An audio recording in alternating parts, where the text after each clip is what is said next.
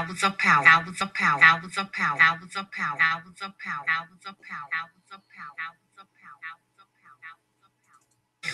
Open your mind. The prophet of God.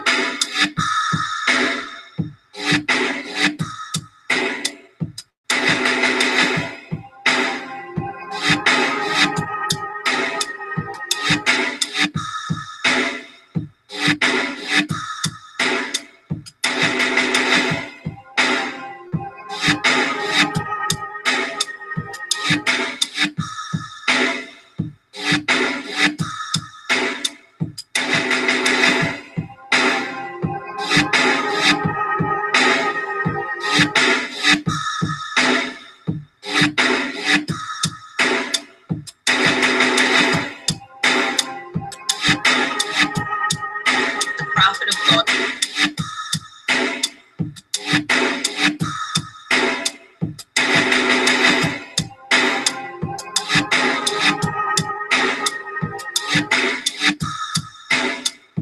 You know.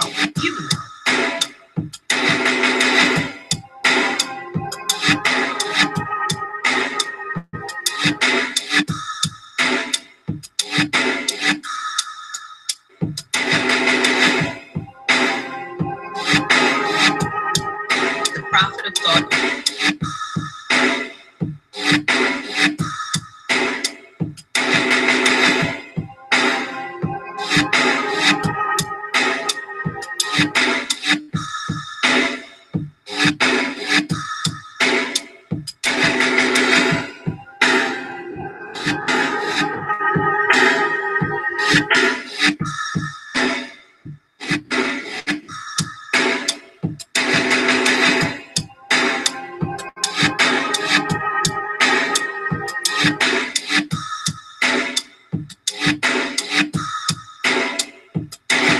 The prophet of God.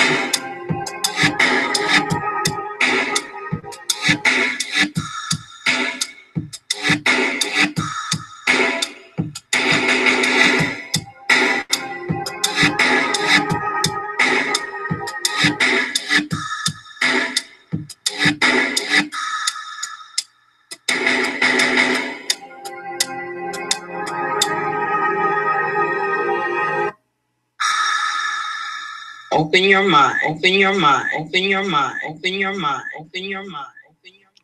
Peace, folks, and welcome back to another edition of the Proper Thought series right here on the old T.P.O.T YouTube page. I'm your host, X, of course, but you knew that already. That's why you are here. Now, tonight, hey, what's good, brother Malcolm Flex? I see Simply Deep up there, brother Little Rock, brother Brandon L. What's good? Yeah, as y'all know, Wednesday nights, Hours of Power, as always. And we got a really good show tonight, y'all. I was trying to bring y'all 3 guests tonight, but one of the guests, they kind of on the fence. I don't know if they're going to make it through or not, so I don't know what's good with that, but we do got Malcolm Flex coming through tonight and SYKOPATHiest. So I figure I would take the 10:30 hour, and I would just go ahead and kind of, talk about some of the shit we got going on around here on T.P.O.T.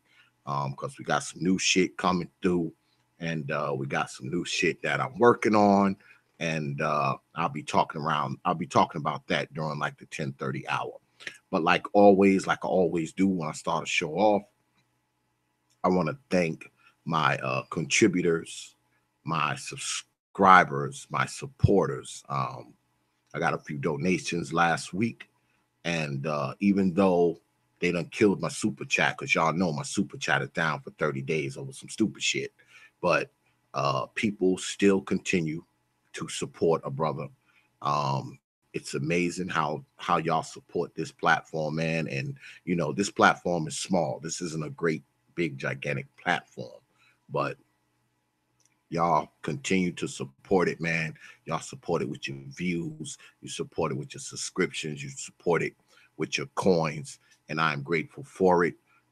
Those of you who donated last week, you already know who you are, because I always sit down and write you a personal email. Like I always say, whether it's one of you, 10 of you, 100 of you, or 1,000 of you, I always sit down, write you a personal email, not no computer generated nonsense. I write you a personal email thanking you for your, not just your contribution of money, but I thank you for, subscribing to the channel, watching the channel, and just backing the channel, period. It's not all about the money, man. I mean, money's good. I mean, like I always say, I mean, everybody likes money. Whoever say they don't is telling a goddamn lie. But I mean, there's more to it than just money. Um, y'all choose to drop your coins on this platform, and guess what, man, it's appreciated. It is, but I would appreciate you if you just support, subscribe, and share, and view the joints. I mean, I appreciate that too, hitting the like button, all that, coming out to watch. I appreciate all of that. Like I always say, man, I'm honored, I am humbled, I'm appreciative, and I thank you. So let's go ahead and get on with Powers of power. Powers of power. Powers of power. Powers of power. Powers of power. Powers of power. Powers of power. Powers of power. Like I said, up first is my brother Malcolm Flex from Malcolm Flex TV. Me and brother Flex, I mean, we've been on a few panels together. He was actually on DXL last week. So, that was a new face, amongst the usual suspects, so that was good. That was good to have him on there, because we get on DXL, it kind of rotates. You never know who's gonna show up there. You kind of never know who's gonna like show up on the DXL. So it's always good, to have a few new faces come in and out of there, so some of the usual suspects are not that usual. You know what I'm saying? So, it is what it is. I mean, y'all missed it last week. I actually had Black Ram was up on DXL. Black Ram ain't been through DXL in a minute. My man Ram, shout out to Black Ram, cause it's therapeutic, man. Yeah, my man Black Ram, he was on there last week. So, if you missing them DXLs, man, you missing some good shit, man. You missing drama, you missing some enlightenment, you missing some entertainment, you're missing comedy, you're missing shit talking, you're missing all kinds of shit, man. You missing out on them DXLs, you're missing out on all kinds of shit, because all that shit happened on Thursday nights. It's like a berserker's barrage, kind of. It's just a mashup, man. It's like the Thursday mashup. So you need to get on down there. And tomorrow on DXL, we're actually going to be talking about to be hood or not to be hood. Let me say that again. To be hood or not to be hood. And that's going to be tomorrow, 9:30 p.m. Eastern, right here on the T.P.O.T YouTube page. Yeah, we're gonna be chopping up about that tomorrow. So, come on through. The usual suspects. You're gonna be able to catch them there. Jay Shine, Info Man, Nagone, Brother BMT, Why You Mad TV. Those type of brothers who just kind of come through all the time. And, we may have some new faces. We may have some faces that you're not used to seeing on DXL that much. So tune in so you can catch them right here on the T.P.O.T YouTube page. While we sit here, wait for Brother Flex, I think he wrote in the chat room, said he was going to hop on. I did send the link, Brother Flex. I did send it already, brother. So, I don't know what's happening here.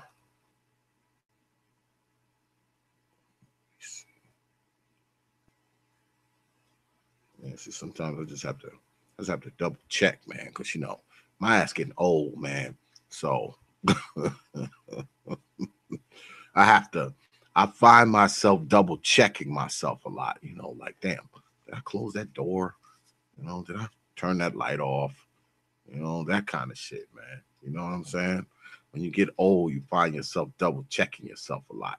You know, you can't just rely on your, you know, you just can't rely on your own just confidence and shit. You know, you gotta you gotta be like, well, let me go back, make sure I close the door. Let me go back, make sure I turn the light off. You know, so I be doing that shit sometime. I'll be like, well, let me go back, make sure I send the brother the link. You know, that kind of shit. You know, old man shit. You know, that old man, excuse me, that old man shit.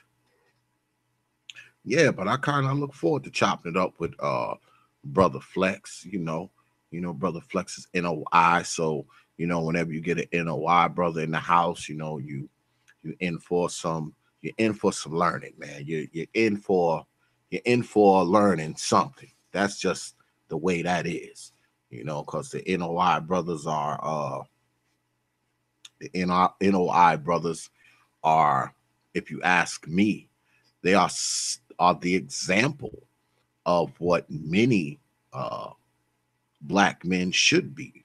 You know, very disciplined, very measured, very low key, um, educated brothers, well read. You know, focused. You know, I mean, I'm not one to say that black people should all fall under the the itinerary of the NOI, but I think that it is a pattern for people to follow, and there's no way, I don't think there's no way black folks can lose by following that pattern.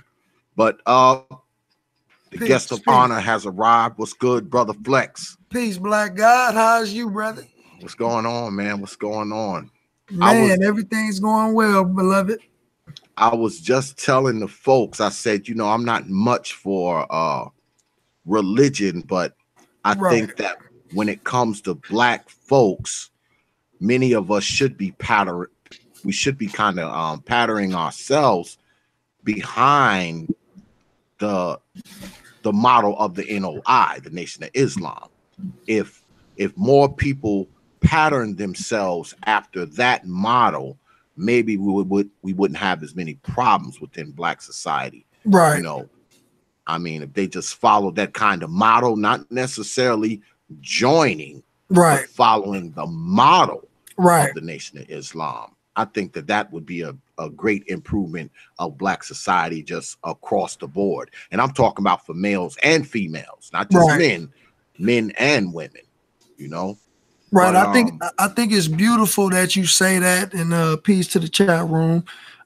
Because we don't just necessarily ask our brothers and sisters to join the Nation of Islam because we can't fit all 30 to 50 million black people inside of a mosque. All we ask our people is just to accept your own and be yourself. That's it. so let me ask you a few questions about the nation. How long you been in the Nation of Islam? Yes, sir. I've been in the Nation of Islam for 6 years. So did you just wake up? Did you just wake up one day and you say, you know what, I want to be in the NOI? What led up to you coming into the nation? Yes, sir. No, I did not just wake up and say I wanted to join the Nation of Islam. I actually was doing time at the time in Arizona, and I was studying for my GED, and I ran into a Mexican brother by the name of Juan Muhammad, and we were in class, and he just asked me one day. He said, "Brother, did you know that the black man is God?" And I looked at this Mexican dude like, "What the hell you just say?" And he was like, "Brother, the black man is God." And I'm like, where did you learn that from? Like, where did you get that? And he was like, well, Jesus said it in the Bible. And I was like, he said, what? Man, I didn't read the Bible from cover to cover. I ain't never read that. And he showed me where, it said that man was God. It didn't necessarily say the black man was God. But Jesus did say that we are all God's children of the Most High. And from that point on, my brother showing me that, you know, I told their brother, man, I want to study with you, man. I want to know what you know. So ever since that point, I began to study with that brother every day. We was studying, we was doing research, and so when I used to tell the brother, man, look, I'm not gonna be one of them brothers wearing a suit and tie out there selling papers and bean pies. And later on down the line, eventually I was one of them brothers on the corner with the paper and pie with my bow tie, you know, and but ever since then, man, that's just been the greatest decision that I've ever made in my life. So do you actively recruit yourself? Do you try to get brother to join the NOI, or is that just a non-starter for you?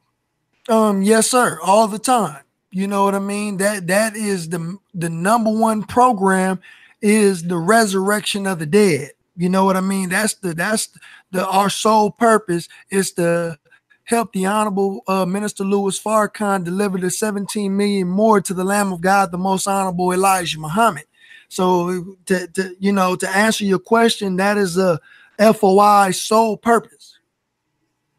But we don't try to force our beliefs, our doctrine on other people. There's no compulsion in Islam. There's no compulsion in religion. So it's not something that we are radical about to where that, if you're not nation, we're not going to mess with you. It's nothing to that degree. But yes, we're always trying to find new converts. So have you ever met the minister personally? Have you ever met him?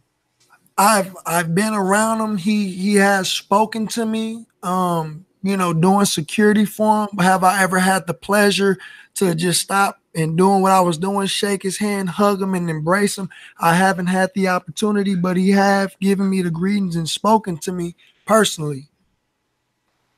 Okay. So, well, let's get on to YouTube. Yes. I want to ask you what I ask everybody. Yes, sir. What brought you to YouTube? Brothers like yourself, brothers like Brother Ben X, Sonetta TV, Information Man, and just watching many of you brothers being on YouTube. And so one day I just said, man, I'm gonna get a laptop and I'm gonna try it. Some people told me I was a good speaker.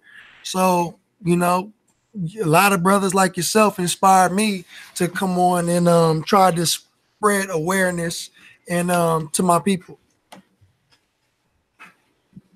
So what do you think about because I ask brothers this often, what do you think about the state of Black YouTube? Like what's your take on, from what you see, what's your take on Black YouTube?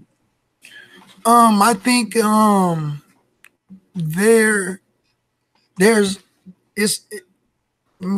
can I put it? Okay. Sometimes there can be negativity that goes on between Black YouTubers, but I think that you have people like the Prophet of Thought, Information Man, Netiquette,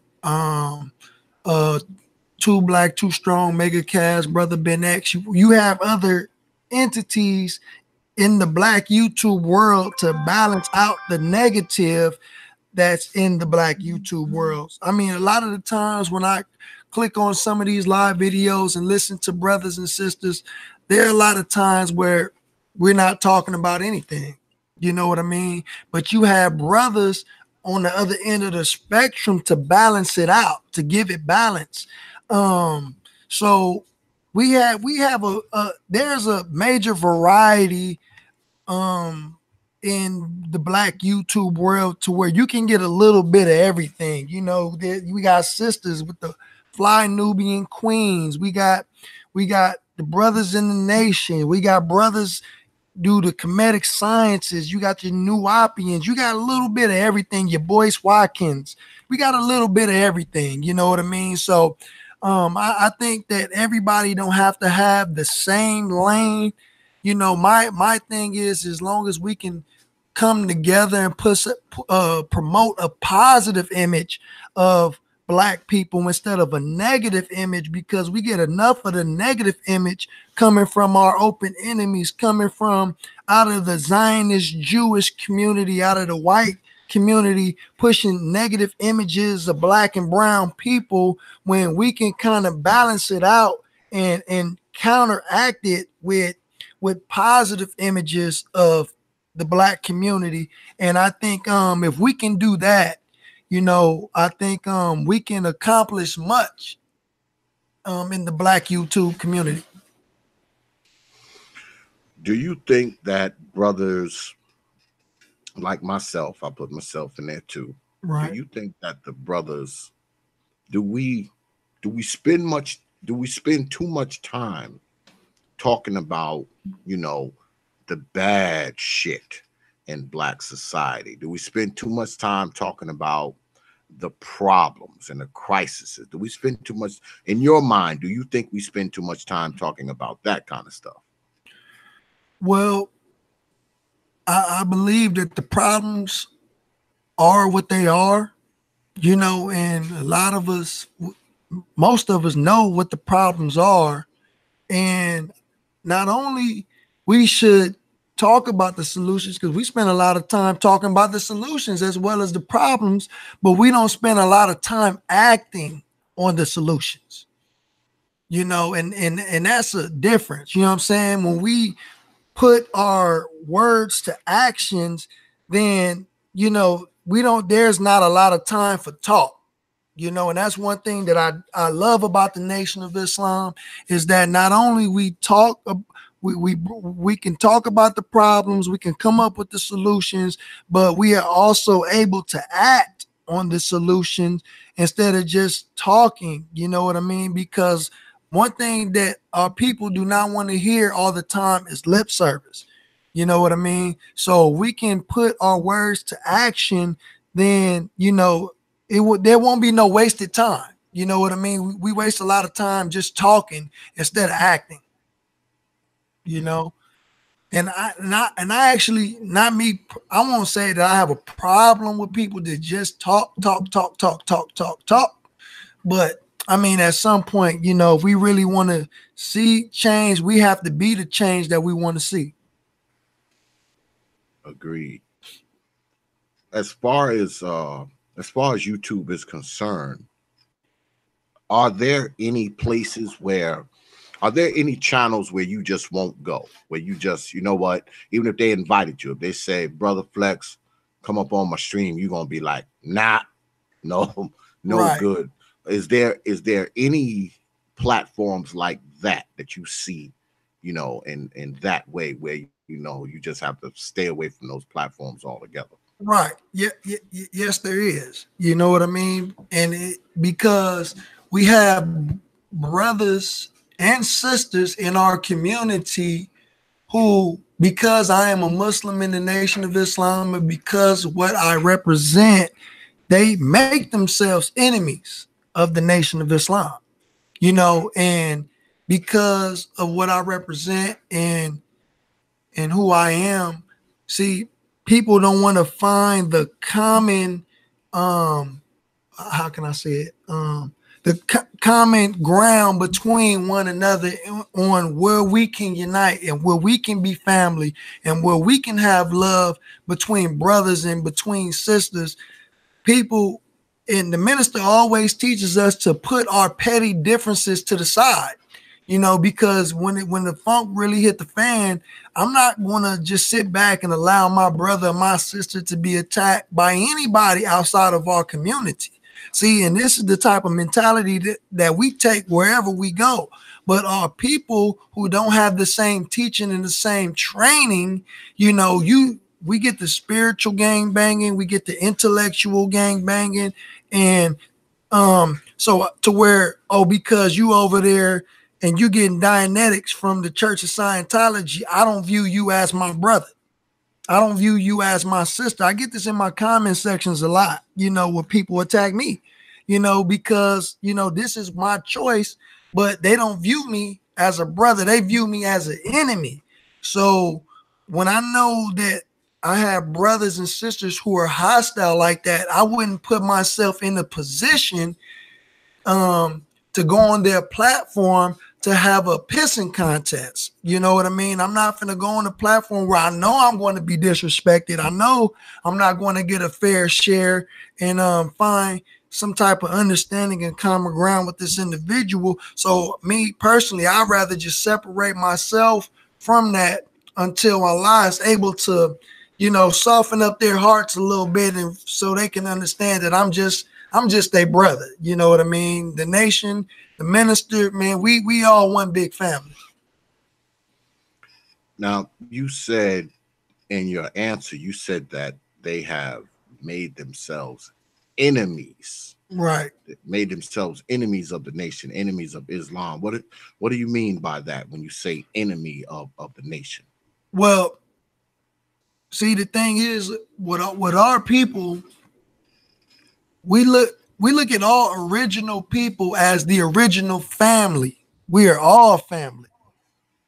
But when we have brothers and sisters in the community who, instead of taking a family approach, I'd rather treat you like an open enemy.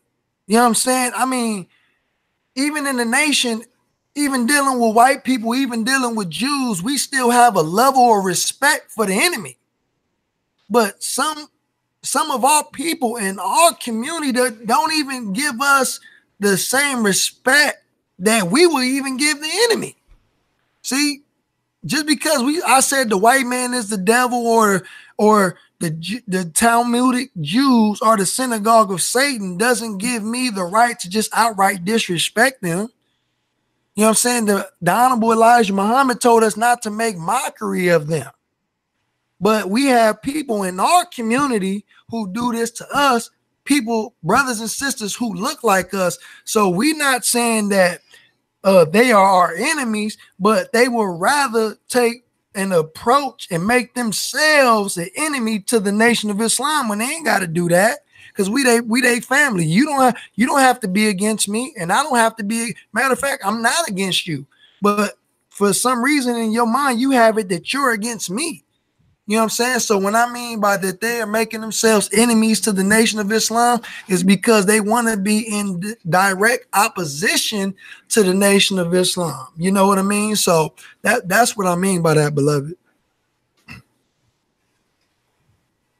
So I know that, because I watched some of your stuff. Yes, sir. And you bring a different kind of dialogue to YouTube. It's not the run of the mill shit. So is that your thing? I mean, are you about primarily like, showing enlightenment to the brothers? I mean, you're not in this for the sensationalism of it all, because that's what it's kind of about most of the time. Right. Your stuff isn't like that. So right. Is that your goal on your channel? Yes, sir. One thing about Brother Malcolm Flex is I am the same way online that I am in person.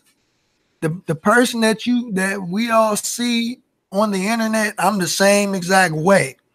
I mean, and I don't never change. I'm not bipolar. I'm the same way all the time. You know what I mean? And like, again, my sole purpose is to help resurrect the dead.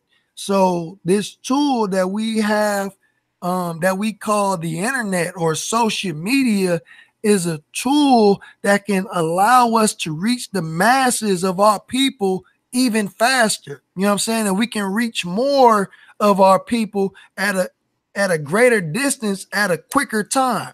So I think this is a wonderful medium between brothers who are enlightened, brothers and sisters who are considered woke, to be able to reach out and touch those who are still walking around in darkness, because we have many of our people, brothers and sisters, who are walking around in darkness and are blind, deaf, and dumb. And I was also one of those brothers until I met a brother, Juan Muhammad. You know, I didn't know anything about anything. You know what I'm saying? I was a young brother from South Central Los Angeles, from the hood, and I was ratchet. You know what I'm saying? Before the term ever even came out. You know what I'm saying?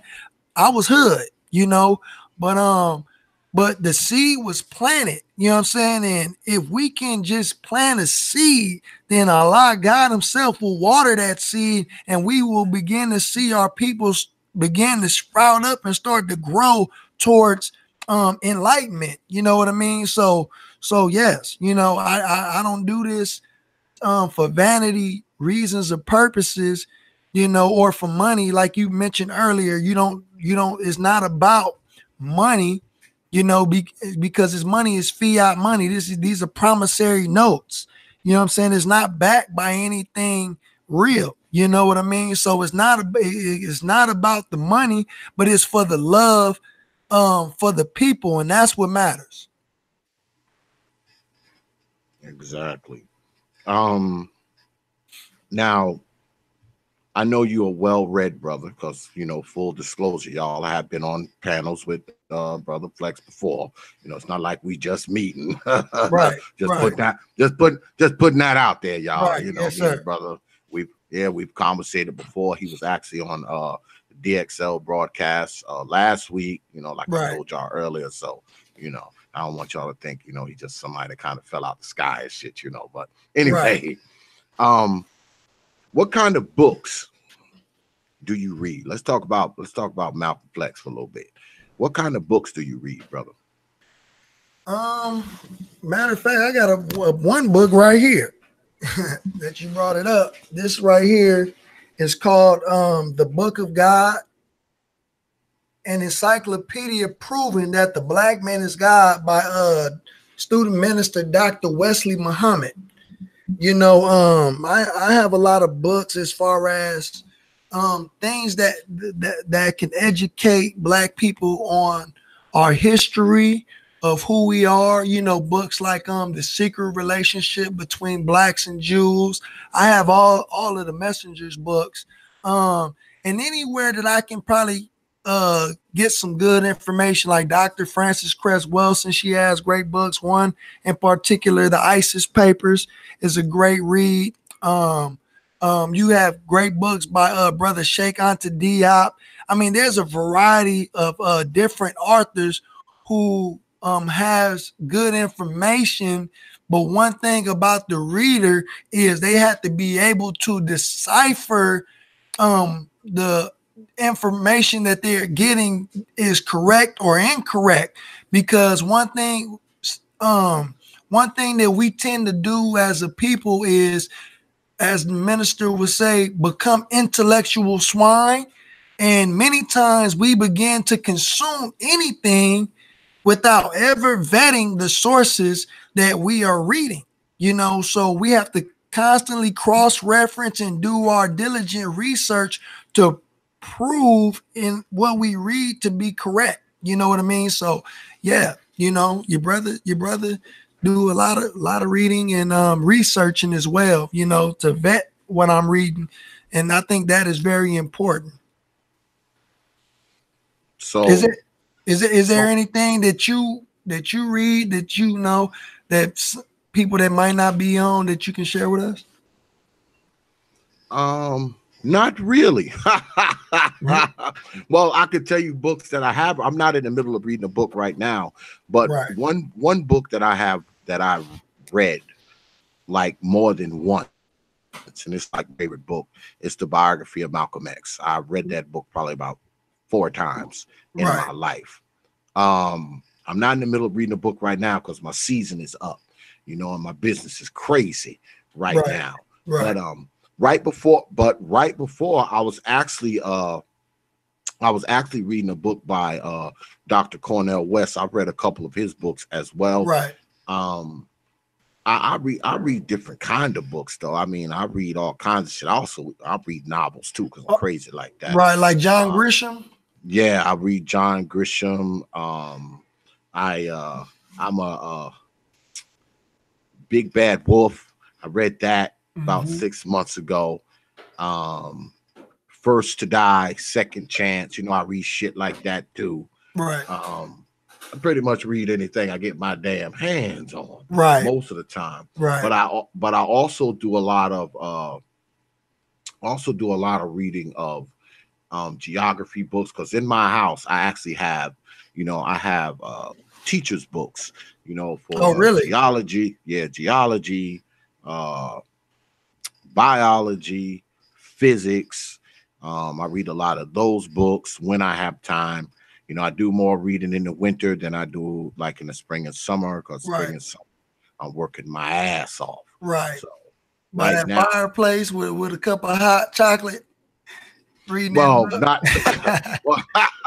not fireplace hot chocolate, but I do sit down and I read a book, like in the backyard and shit. Right. I have like a beer, I'm like drinking a beer and I'll go through a book. Yeah, I'm a James Patterson, John Grisham. I've read many of their books, many of them. Yeah, I mean, I'll be in the backyard and I read and shit like that. Now let me ask you this: what do you think about them turning like John Grisham books into actual movies and stuff like that? What do you think about that? Cause like the one they did with Morgan Freeman, I can't think of the name of it right now, but it's a damn good movie that they took from a book. The one with Morgan Freeman. Yeah, well, see, what happens is when they make it into a movie, it's never as good as the book. Yeah, it's never as good as the book. I mean, because you got to think about it. You can't squeeze all those pages, into a book. I mean, into a movie. I mean, the movie would be like 9 hours long. Kiss the Girls. Thank you, Nicole. Yeah, Kiss the Girls. Kiss the Girls. That was good. But it's never as good as the book, man. It's never as good as the book, because they leave a lot of shit out. Right. Leave a lot of shit out, but you'll only know that if you read the book. It's sort of like these Marvel and these superhero movies. You won't really understand them unless you're familiar. If you're familiar with the characters and familiar with comics and Marvel and DC, then you kind of know what's happening. But if you're a person that wasn't into Marvel, wasn't into DC or comic books or cartoons, you just see, somebody who can fly and shoot lasers out their eyes and shit. You're not really aware of what's going on. I think it's the same way when you take like a James Patterson book or a Grisham book and you make it into a movie. You don't really get the gist of it, really, unless you've read the book that the movie is based on. So it's one of those things, man. Right. One of those things. But do you so okay, you an NOI brother. So yes, sir. I know there's a lot of things you don't do. I mean, what do you do? I mean, do you go out on dates with chicks? What does Malcolm Flex do when he's not studying, praying, whatever? What you doing with yourself, brother? Right. In the nation, we have a courting process to where you go out on dates, and we can't go on a date like date by ourselves. Like if you have a court mate, so you would be chaperone when you go out with your court mate, but besides studying and praying and stuff though, I like to have a good time, go out, see a movie, go out to eat, maybe go bowling. What I need to do though is get back on the basketball court, man. It's been a minute that your brother went out there and hoop, because I love to play basketball. That's one thing that I love to do is ball, and that's something that I haven't done in a while that I know that I need to do, but these are things that I like to do. I don't drink, don't smoke, don't use any type of drugs. I live pretty much a clean lifestyle. I've been sober since January 1st, 2012. So, yes, sir. Yeah, that that chaperone thing, man, with the courting Right. is crazy. Because I used to be in the NOI too, long Right. time, a long time Right. ago, and that chaperone shit is kind of crazy. Right. But I'm engaged now. I'm engaged now. okay. Yes, sir. So you passed all that shit. You passed all of Well, until I get married, then mhm. it's official. Okay. Right. Yeah, because I'm somewhat familiar with that whole ritual and routine, and you know, do they still? Let me ask you this. I don't know if you want to answer this or not, but Go ahead. do they still stand in front of both of y'all and give y'all the rules of engagement? Do they still do that? Like stand in front of both of y'all and say, well, don't do this, don't do that. Do they still do that? No, sir, they don't do that, but they do give us courtship manuals.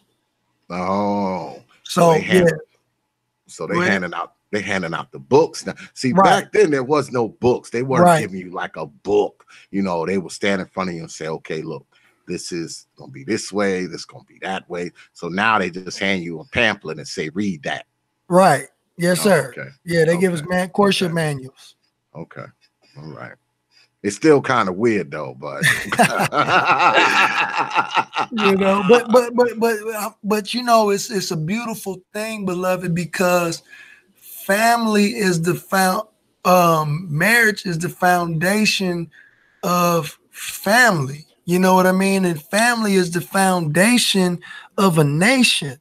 And that's one thing that we need more is families. We need brothers and sisters to be married because, where I work, I have a lot of brothers and sisters who are not in the nation, and they don't have the mind frame of getting married. They want to be friends with benefits, no strings attached. And I spend more time teaching the brothers because I tell them a lot of the times, brother, when you laying down with these sisters, a lot of the times they're not gonna want to just be friends with benefits, no strings attached. You know what I'm saying? Somebody's gonna end up falling in love and want to get into a relationship. So I try to warn brothers, y'all gotta be careful of just trying to lay down with any woman. You know what I'm saying? That, especially when you about my age. I'm 31 years old and I'm hearing brothers talk like this. And I'm like, brother,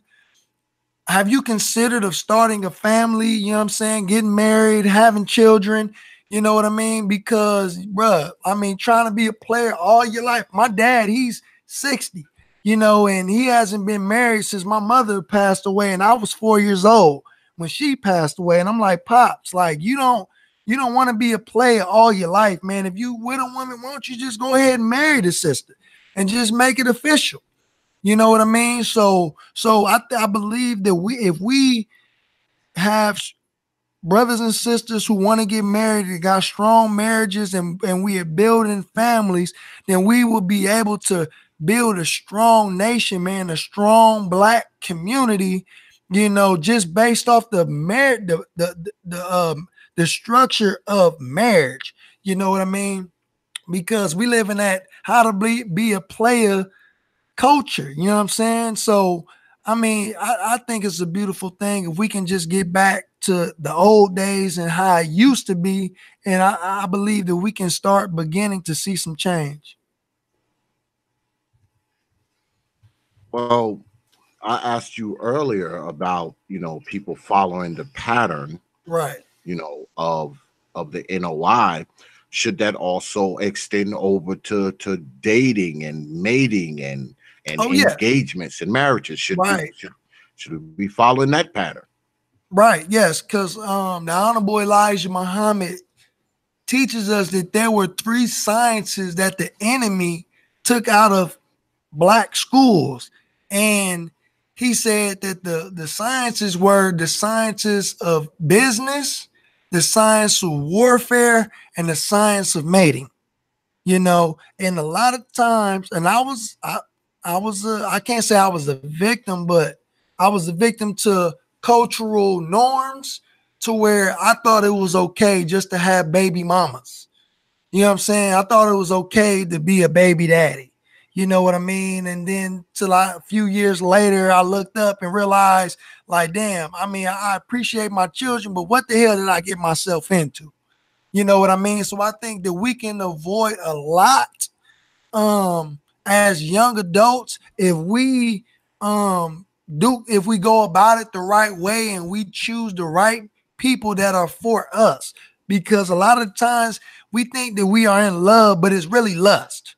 You know what I'm saying? You really lusting after an individual, but until you start to get a little older, a little more mature, a little more wiser, you begin to understand what love really is.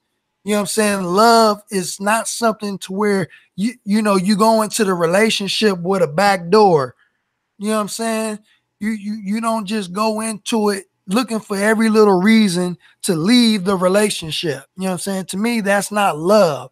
Love is something to where that you are able to work not as well as the good times, but especially the hard times. You know what I'm saying? Depending on the struggles that you are able to go through with the person that you are in, with the person that you say you love, then that goes and show and prove your love for that individual and their love for you. But if you ain't willing to suffer with the person that you're with, or if the person that you're with is not willing to suffer with you through certain things, then you can't call that love.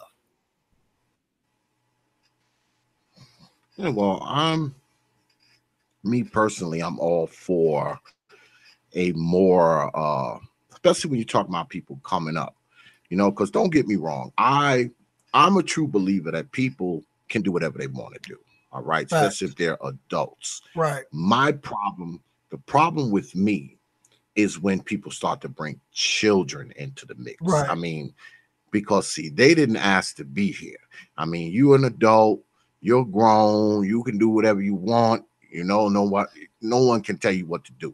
You're a full-grown person with the ability to make their own choices and make their own decisions, good, bad, or indifferent. Right. But once you start bringing children into it, right, that's when the problems. That's when the problems begin. Absolutely. And using the children as pawns to play little games and to be spiteful, you know what I mean, is not cool. And brothers who bring their children in the world have to step up, to the plate and handle their responsibility, but that goes to show the level of immaturity, you know what I'm saying? Because you make a love child with somebody that you're not in love with, and it's dangerous. You know what I mean? I tell brothers all the time that if you laying down with a woman that you don't really have no feelings with, brother, you playing with high explosives. You know what I mean? So you got to be wise in your dealings with women. You know what I'm saying? Because, you thinking with your little head, but you're not thinking with your big head. You know what I mean? Because when you laying down with somebody and you are transferring sexual energy, you know what I'm saying? Because that's what's going on. Y'all transferring energy. You know what I'm saying? And when you playing with energy, man, you playing with high explosives. Yeah. If you consider yourself to be a grown man, right? Right. I'm not mad at dudes. Dudes want to go out there, man, and stick and move and do whatever they want and chase hoes. That's their business. All I ask is that brothers don't have a baby here, baby there, baby here, baby there, baby here, baby there. Because see, like I said before, you're an adult. You can make your own decisions and decide things for yourself. But once you bring smaller folks into it, you're bringing them into a world that they didn't ask to be in. So now they're forced to live under whatever conditions have been created before they even got here, and what bothers me the most when it comes to brothers is that, it's brothers who have 10 and 12 and 15 baby mamas. I know I grew up with dudes that had 8 baby mamas, 10 baby mamas, and also kind of nonsense. And the worst thing about that is that it's virtually impossible for a brother to take care of all of those kids. It's like virtually impossible. Because I tell people this all the time. You got NFL players and NBA players who making $5 and $10 million a year, and they still getting chased by child support. So you can't tell me that you taking care of all 10, 15 of these babies, man, you know, selling drugs or whatever the hell you're doing. That's just BS. You got 20 baby mamas, at least 10 of them babies starving. You know, they starving. You know, 10 of them starving. So that's where the problem. A major injustice. You know what I mean? That's a major injustice on society, and it gives the black community a black eye. You know what I mean? And a bad look. You know what I mean? I mean, I can't say I regret having children out of wedlock, but if I had the opportunity to do it again, I would probably make better decisions. But I was young at the time. But one thing, I've learned a lot because, you know, I have children by 2 other women, you know, but I'm not in love with them. I'm not married to them, you know, and it affects, like, because your children wants to see their parents together. Naturally, they want to see their parents be together. You know what I'm saying? And it hurts them that they can't ever have that. You know what I mean?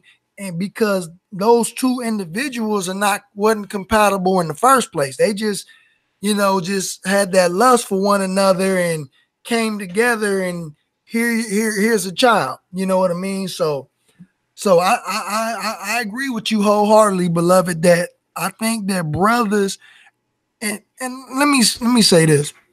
Growing up, you have had so many brothers who considered themselves the raw dog king or the bareback assassin. You know, they brothers that take pride in not wearing condoms. You know what I mean? And I think that is just so lame. You know what I'm saying? You know what I'm saying? You want to go into every sister not using no protection and you out here and you know that you can possibly get all these sisters pregnant, man. That's just whack to me, man. I don't like that, brother. Yeah, I mean, there's something to be said. I mean, you know, something to be said about a brother who just intentionally going out there, just, you know, running up in chicks, you know, bareback for the simple reason of just doing it. Right. You know, it's not even like, you know, it's a mistake or it was in the moment. Nah. Right. He's literally trying to stab something. With all the diseases that are out here too. Yeah, man. You know what I mean? I mean, it's not just, you know, it's not just getting some chick pregnant that you got to worry about, man. You mess around and get some shit you can't get rid of. Exactly. You know? So, I mean, that, you know, but all of that goes back to self-preservation. And, you know, it's not just men, it's women too. Right. You know, I mean, there's a lot of women out there who are willing to let a brother just run up in them raw. You know, they don't care. Oh, yeah. There's been times, you know, back in the day when I was doing my thing to where there were some who didn't care or didn't mind, you know, but I was never that type of brother, even then, to even put myself in a situation like that. You know, I was scared. You know what I mean? I was a buster when it come to that. Well, back in the day, they would tell you to take that shit off. I mean, shit, women would actually tell you that, man. I know when I was a young guy, man, you know, like in my teens and 20s, shit, it was nothing for a girl to tell you to take the fucking, she'd be like, oh, take the rubber off. You know, I want to feel you. You know, that kind of shit. That kind of bullshit. Like, you know, you're like starstruck. Like, what the hell is this girl talking about? I'm wearing this condom for a reason, girl. Right. What's the matter with you? Right. Not taking it off. Right. That defeats the whole purpose of what I'm trying to do. Yeah. Yeah, back in the day, that's how that shit was, man. Them chicks was hoes. You know, they ain't care. But, you know, we as men, man, we got to take some responsibility for ourselves. You know, I mean, absolutely. If you got 10, 20 baby mamas, that's your fault, man. Right. It ain't just those 20 women fault. It's your damn fault too. All right, it's your fault too. But my thing is though, like if you as a woman, now I'm not a woman, so I can't speak for women. I'm just speaking as a human being at this point, as a person. Now, if I find out that you got 3, 4, 5, 6, 7 baby mamas, and I still lay down with you, is something wrong with me. You know what I'm saying? At some point, you know what I'm saying? I talked to a sister, she got 2, 3, 4, 5. No, I mean, you're not getting any action. You know what I'm saying? That's just the way I'm thinking. You know what I'm saying? Not like 2, okay, but 4, you're getting to 3, 4, 5, 6, and they all different. Like, now that's where, you know what I'm saying? That's where my fallback game is looking like Michael Jordan a little bit. I'm just saying. Yeah, because I mean, for men and women, if a brother has 20 baby mamas, right, he's an irresponsible ass dude. Right. Just like if a woman, she got 6, 7, 8 baby daddies, she's an irresponsible ass woman. Right. Yeah, she's irresponsible, man. I mean, there's nothing she can say to make me think that she's not irresponsible. Just like this brother who got 10, 15, 20 baby mamas, there's nothing he could say to make me think that he's not irresponsible. Right. I mean, he might be King Solomon out the Bible or something. I don't know. Maybe, but he might be in the Bible or something. You're gonna have a hard time convincing me that you are not irresponsible, because see, it's not like you're planting plants in a backyard, man. You're bringing all these human beings into the world, man, with no rhyme or reason. Okay, and that's just a recipe for disaster. I don't care what nobody says. People can get mad at me. You can send me emails and all that shit. But I mean, you bring all these kids in the world, no rhyme, no reason, just oops, oops, oops, oops, oops, oops, oops, and I got them.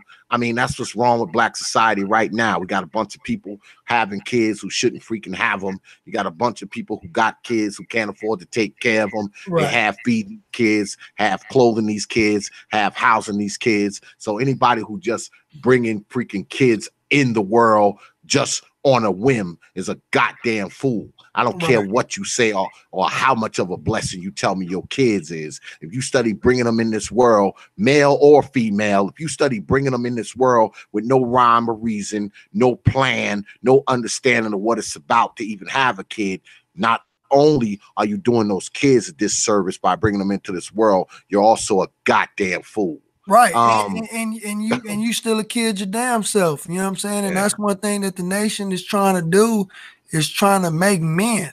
You know, we got to make men out of these brothers. You know what I'm saying? And they need to understand that to build this kingdom that we are trying to build, we can't build it on fornication and adultery. You know what I mean? We can't build it that way. The only way we're going to be able to build this kingdom is through real solid marriages. You know what I'm saying? Real families. You know what I'm saying? These are not real families. You know, and then you got the baby mamas beefing with the other baby mamas, baby daddies beefing with the other baby daddies. Man, it's chaos right now. Yeah, makes no goddamn sense. I think sexual responsibility, or the lack thereof, is one of the main things that kind of hurts black society. The fact that there's a lot of sexual irresponsibility. Oh, definitely. But see, and it also goes back to what we are being force fed on in the media, television, radio. I mean, everything has been sexualized in everything. You know what I'm saying? They put it in children's cartoons. It's being over sexualized, sex driven. We live in a sex driven society. You know what I mean? And see, but what we have to do is we have to get our spiritual back right, man. That's one thing, I can't say that it bothers me, but when brothers want to bash religion and stuff like that and bash spirituality, but I think that at some point we need spirituality. You know what I'm saying? We need people to come along to help us, people to come along and help us keep our lower desires in check. And that's one thing that the nation has helped me with, to keep my lower desires in check. You know what I mean? Because in this society, it ain't nothing for brothers to slip and fall into something that don't belong to them. You understand what I'm saying? But if brothers got discipline, you know what I mean, that we won't be caught by the same snares of Satan. You know what I mean? We need discipline. You know what I mean? If brothers ain't got no discipline, then yeah, the society is just gonna be what it's gonna be, because our society is being governed by Satan himself. You know, but in a society, a righteous society, these are behaviors and actions that we will not be able to allow to continue to happen in our society if it's ran by righteous people, and our society is not governed by righteous people. Exactly. It was good, man. Chopped it up with you, man. This hour went by so goddamn quick. Yes, sir. I hope this ain't the last time you come through. Yes, my sir. brother. I really enjoyed this, man. You know, I always enjoy chopping it up with you, brother. If y'all want to go ahead and y'all want to subscribe on Flex's page, look right down there in the description box, and you will find the brother's page. Go ahead, hit him up. Go ahead, subscribe to his page. I'm pretty sure the brother will appreciate the support. Y'all need to get down there, because Brother Flex be dropping some nuggets. I was watching some of his shit today, because you know I always watch people's shit before they come on the show. So yeah, y'all need to get on down there, man, and check old Brother Flex out, man. I mean, he dropped some nuggets for you, especially you young brothers. Definitely some good shit for you young brothers. So get on down there, check it out. Like I said, the brother's page is in the description box. Go ahead and hit that damn link and go on down there and subscribe to my brother's shit.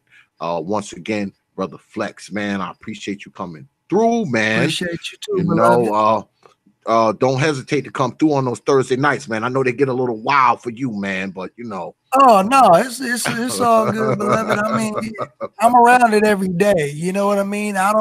One thing about your brother is that I'm never too self-righteous for my people. You know what I mean? I come from the same place that, you know what I'm saying, we all came from. You know what I mean? So don't nothing shock me, surprise me, make me feel away. You know what I mean? I'm just your brother. My man, I appreciate you coming through, though, brother, man. I do, man. Peace, man. Peace, beloved. See you on the other side, brother. Yes, sir. Yeah, just got off the line with my man Malcolm Flex. You know, I like that brother, man. Just got off the line with him, but we're gonna keep the old powers of power. Powers of power. Powers of power.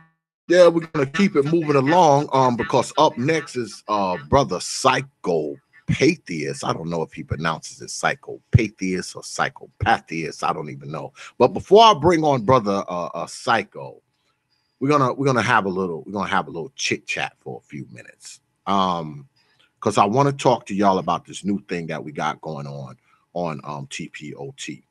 I don't know if y'all saw the promo. We got this new series coming out, because y'all know this is the Prophet of Thought series. You understand? So we got another series coming out, and this series is called the Panty Dropper series. Now, as y'all know, this series is going to be geared mostly towards, it's going to be geared towards the women, And I know brothers will see this and they'll be like, oh, X, he's caping for women and he's telling them, exactly what they want to hear. Yeah, I'm going to be telling them some of what they want to hear, but it's not what you think. That's not what you think. Far from it. Yeah, so we got that coming soon. It's going to be on Patreon. It's going to be like a Patreon only kind of thing. So, if you want to get down with it, it's going to be a Patreon only kind of thing. You know what I'm saying? And what I'm going to be doing is I'm going to be telling some stories. Actually, I already have some material already done. I just haven't put it up yet. But I have taken some material. I have I have actually experimented with it on people in real life, and according to them, it works. According to them, it works. So be looking out for that. The reason why I'm doing it, well, I've been asked to do it for quite some time now. Like ever since I was on the radio, ever since I got on YouTube, people have been asking me about this thing. And I always said that I wasn't, I didn't want to do it, but I've been asked so much. I've received some emails. I've actually been asked about it by people in real life. So I think it's something that people are going to enjoy. Well, I know the ladies are going to enjoy it, but yeah, it's the Panty Dropper series. It's something, to kind of take your mind away. It's not going to be the run of the mill kind of stuff. It's going to be that kind of stuff where, you can sit back in your bathtub and, drink your Chardonnay and kind of listen to old ex tell a story. You know what I mean? Y'all ladies exactly what I'm talking about too. So I don't even have to go into it because the ladies know what I'm talking about, even if they don't mention it in the chat room. They know exactly what I'm talking about. So that's what we're gonna have. That's what we're gonna have going on for y'all soon. Just got it going the other day. Like I said, the promo is up on YouTube. All you gotta do is kind of like look around, either look, like over here or down there somewhere. You're bound to see it. And yeah, come check that out.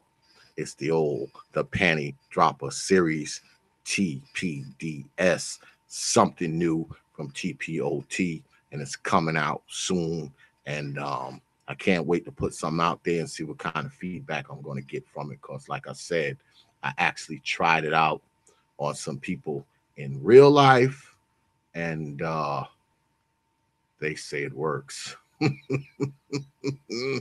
Yeah, they say it works. So I'm going to drop it on y'all and see what y'all think. I'll be looking for some feedback. So we'll see what happens, folks. But y'all already know how X do it.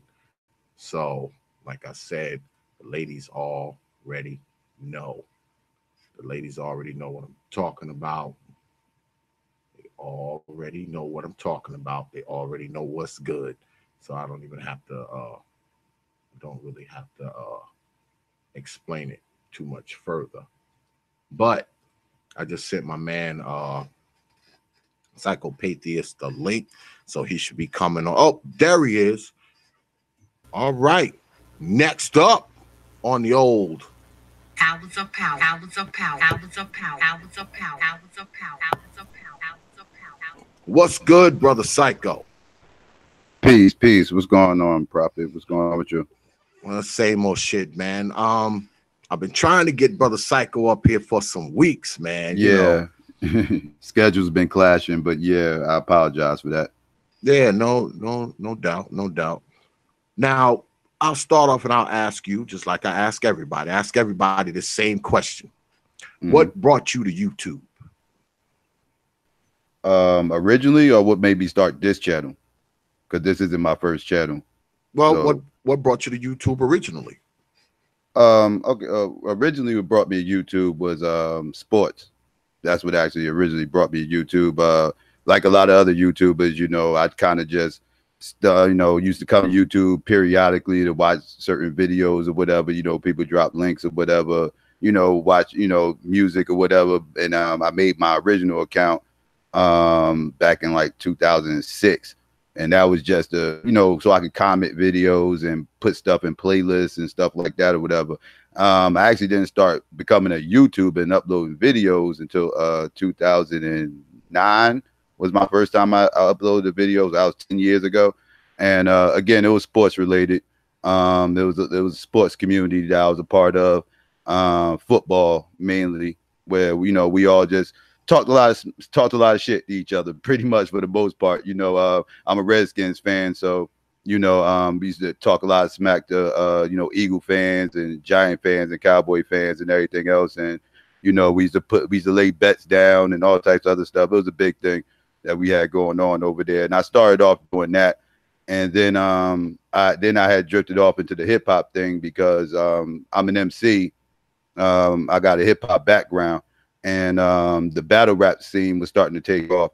And I had some connections, so I got affiliated with Smack White from urltv.tv, and I started working with them. That was in 2010, I want to say 2010, 2011. And we started, I actually was running the radio show with them, for them for 4 years. We ran the radio show over there for 4 years on Blog Talk. Had the number one show on the whole website for a year and a half straight.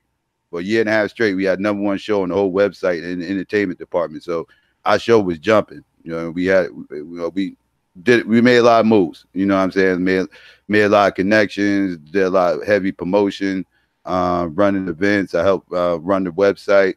So I was deep into the battle rap scene. And then I had kind of stepped away from the battle rap scene a few years ago, 2016. And that's when I started this channel.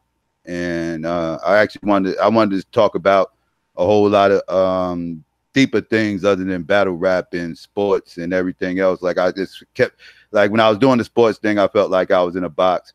When I was doing the battle rap thing, I felt like I was in a box. So, and there's a whole lot of things I like to talk about outside of battle rap and sports. And, you know, so that's kind of the purpose of me making this channel. It started off being me pretty much just talking about my atheism, because I'm a proud atheist. I wear my atheism on my sleeve. And so, you know, I pretty much made the channel so I can debunk a lot of silly rhetoric that I was hearing speaking against non-believers at the time. And I did that for a while, and then it kind of morphed into my social views, which is a lot of people deem as radical. I hate to use that term because it makes it seem like I'm, you know, more black than the next person or something, and I don't hold that position. But a lot of people view my views as radical. So, you know, just kind of comes with the territory. But yeah, those started coming out. So that's kind of where my channel drifted off to from there. That's pretty much the skinny. My bad if I was long-winded. No, absolutely. This is an interview. You take as long as you want, brother. All right. You said that you were an atheist, and I know a lot of brothers have that I know, you know, in the real world, you know, off of YouTube and shit, they too have become atheists, even though they were raised, you know, in like a Southern Baptist background, you know, sort of like I was. And I noticed that a lot more brothers are saying they are atheists. So let me ask you, now that I got you here, why are you an atheist now, or have you always been an atheist, or was you raised up like in the mosque or in the church like many of us were? Oh, okay. Yeah, that's a nuanced question, but all right. My father, he's a theist. He's a God believer. He was raised a Catholic, but he'll tell you now. He would tell you he was never a Christian. You know, he was at that time. He was never a Christian. He would tell you he didn't become a Christian until 1990. That's what he'll tell you. But up till 1990.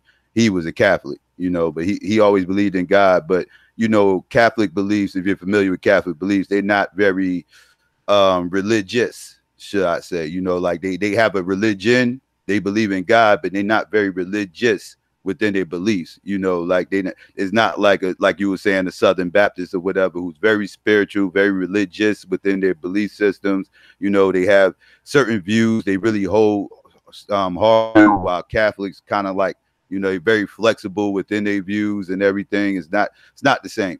And, you know, so he was a Catholic during that time of my birth and up to 1990. And my mother grew, she was a she was a Christian at one point, but she had dropped Christianity before I was born because she was a Black Panther. And, you know, she had got wrapped up in the whole during the civil rights movement and everything else. She gravitated towards the Panthers movement, and she kind of dumped religion at that point in time. So she didn't. So when I was born, she didn't want to indoctrinate me with any spiritual beliefs, even though I had people around me who did believe in God. She didn't allow me to join any churches or any mosques or whatever. You know, I could visit the churches and everything else, but she didn't allow me to become any member or anything or whatever the case may be. Not till I got older and I realized what it was. I can make my own decisions. You know, so that's kind of how she raised me. But I was raised around a lot of spiritual beliefs. My aunt was down with the Nation of Islam, and she's still Muslim, but she's no longer down with the nation. But at the time she was, and I used to go down to the mosque with her and be around all the nation kids and everything else. And yeah, so and I used to go, all my friends went to church. You know, I would go visit their little churches, whatever, from time to time. I would go to I went to Catholic school, believe it or not, for kindergarten and first grade. Kindergarten and first grade, I went to Catholic school. So I seen how they move, and you know, a couple of my friends was Catholic. So, you know, like, so yeah, I seen everything that was going on, but I never was a spiritual person. But you know, I would be what a lot of people would probably consider agnostic for a long time, up until like my junior year of high school. Like I want to say maybe my like I was about 16. I actually started looking deeper into religion, and you know, I was able to understand things a little bit more clear. And I stumbled across the definition of the word atheist, and I actually started understanding what the word atheist actually meant, because you know, in the Black community, especially back in the 60s, 70s, 80s, whatever the case may be, a lot of people associated the word atheist. It was kind of synonymous with Satanism. You know, like if people believed you was an atheist, you believed in the devil, you worshiped the devil. You know, all these crazy type, these crazy type of associations get attached to the word atheist. And then when I got a little bit older, like I said, in high school, whatever, I found out, no, that's not really what atheists mean. And I found out what the actual definition was. And then I was like, okay, this actually sounds more how I feel, you know, as an individual, whatever. Like this is actually what this is how I always viewed this. Like I always questioned these stories that I heard from all these different sects of people. And I always wondered, how did this set of individuals know that their story was the truth and everybody else's was false? Because it's not like I was running across a bunch of people that were pagans that just believed all of it was true. Or some of it, this was true and some of that was true. No, it was either all mine is true or none of it is all the rest of it is false. And that's kind of just what it is. It's all or nothing deal, when especially because, you know, we believe in monolithic gods. You know, we don't believe in pagan gods for the most part, not in the Black people in this community here in this country. For the most part, you know, we either believe in the God of the Bible, the God of the Quran. For the most part, that's pretty much it. It might be different segments of it, you know, but for the most part, this is what we believe. And, you know, I just always wondered, well, how do you know this one is true? It was just a whole bunch of questions I always had. And, you know, like I said, atheism just seemed like it just fit me best, because I just didn't hear any story that kind of fully sold me on the God belief. So are you, being that you're an atheist, are you more drawn to things that aren't, you know, encompassed by, because let us be clear, I mean, a lot of things are encompassed by some type of religion, whether it be school, where we shop, you know, the courthouse, you know, wherever you go to somebody's house, you know, they got a picture of Jesus up there, you know, so religion is like kind of all around us, even if we don't practice it. Right. So are you drawn to things that are kind of, you know, out of the way of that, or do you just kind of, you know, circumnavigate your way through life, and you just kind of, disregard all the religious shit that you see, in front of you and around you and from the people. Yeah, it would be a little bit of both, but more towards the latter. More towards the latter. I would say I kind of just, just accept it for what it is. I realize I'm a minority within a minority. I'm kind of like one of the 1% of blacks that actually probably self-identify as atheists. It might be a little bit higher now, but when I first self-identified as an atheist, it wasn't cool to be an atheist. It was not cool to be an atheist in the 80s. It just wasn't. Now it's kind of trendy. It's kind of like the in thing do now with social media and everything else. So that's why you kind of see a little bit of an uptick in it within our community or whatever. But we still a minority though. It's still like, theists still outweigh us like by 90-something% easily. So you kind of just learn just to kind of, just maneuver within society, just understanding that, people have this belief that there's something greater than us that exists in the heavens, and that, that just kind of is what it is. It doesn't, only time it bothers me is when it affects me directly, as I'm okay with people believing whatever they believe. It's not my job to kind of control people's belief systems or whatever. As long as it doesn't get in my way as far as trying to get tangible things done. But if it starts getting in my way, then I tend to get a little bit annoyed. And sometimes it does, because a lot of people don't want to deal with anybody who don't believe what they believe. That could become a problem for somebody like me who's trying to unify like-minded people to accomplish some tangible things. It's kind of rough because people you got Muslims who don't want to work with no Christians, because they don't know that's going to be a problem for them. You got some Christians and Muslims who don't want to work with the Moors, because that's a problem. They believe some different stuff, that goes against the belief system. It's all types of different stuff going on, and it's kind of divisive. It's frustrating at from the outside looking in. It's very frustrating because I see the divisiveness it causes, and I don't know. I just try to find something that we all can unify under, that's more secular and less based behind religious thoughts, because again, people aren't going to be too quick to subscribe to something that's goes against their spiritual beliefs. So have you ever found yourself on the outside of something because you're an atheist? Have they ever said, well, we don't want you here, man, because you're an atheist, so we can't have you part of this? Or have you ever kind of pushed someone to the side or had them on the outside of something because they are a believer of a God? Well, I had a situation happen to me before. This is not something I can prove, but it's something that I actually do believe that happened. An old job I had 20-something years ago, it had to been, but old job I had.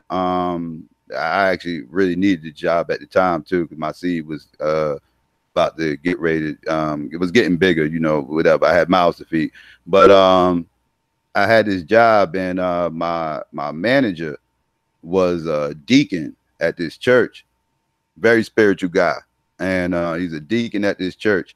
And one day, somehow another, religion ended up being a hot topic during lunch. And I always stayed away from the religious topic, whenever it usually comes up, unless people actually press me on it. I really won't even tell them that I'm an atheist. But somehow or another, I ended up getting pressed on it this day, and it came out that I was an atheist. And people was like, going back and taking it back or whatever, and was like, again, I got the normal questions about, do you believe in the devil and Luciferianism and all types of other craziness. So I'm like, no, that's not it, and everything. So I'm explaining myself and everything else. And afterwards, I just noticed, now he used to be real, cordial with me before I said this, but after I said this, he started being real standoffish towards me. and everything else. It just seemed like his attitude just changed towards me. And like a month later, I ended up getting laid off, and it was some new guy that came up in there that from his church that stayed.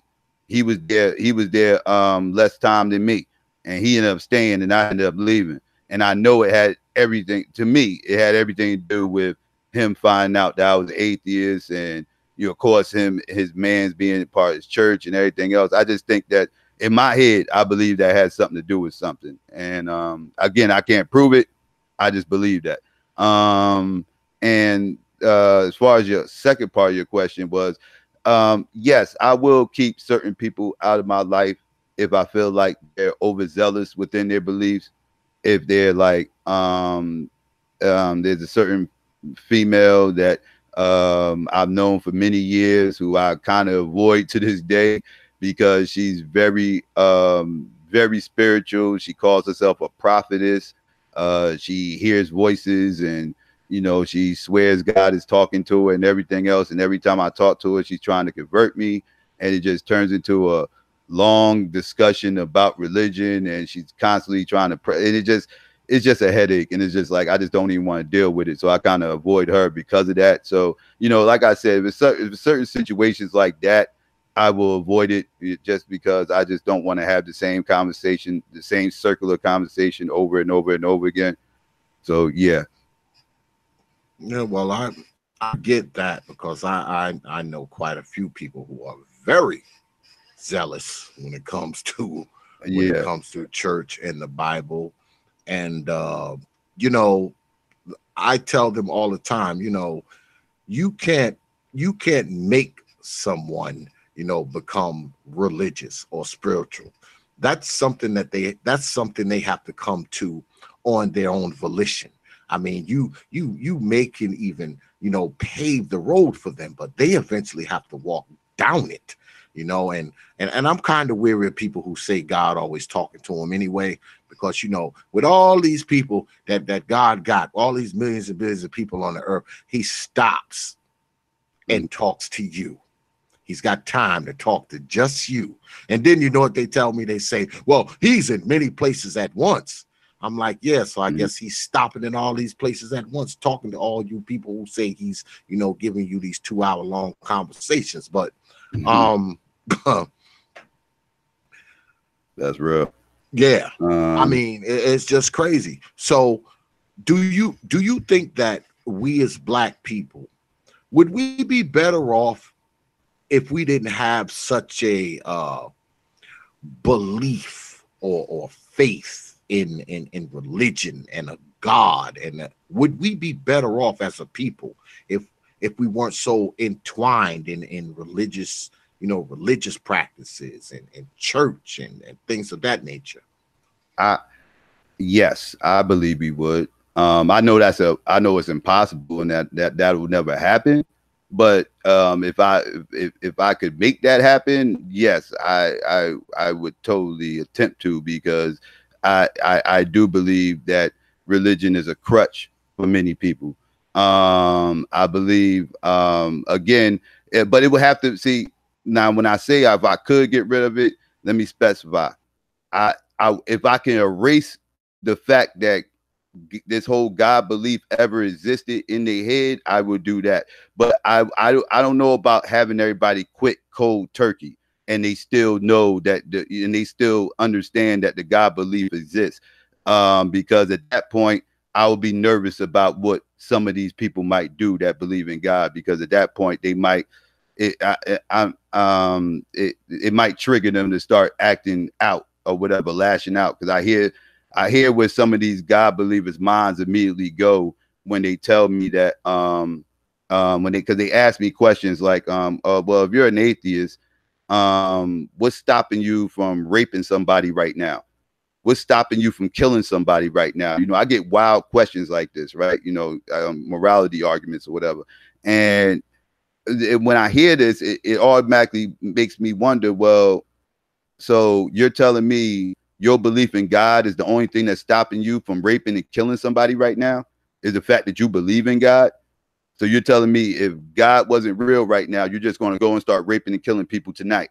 If you found out tonight God wasn't real, that's what you're telling me? Because that's immediately where their mind goes. And it's like, those people make me nervous. Like, I think those people need God, right? They need God in their life, or else they might go out here and do something crazy. So, but if I could eradicate that the God belief ever existed and they never had this God belief, yes, I would do that. That I would do if I can go back in time. But yeah, because I definitely feel like a lot of people use religion as a crutch.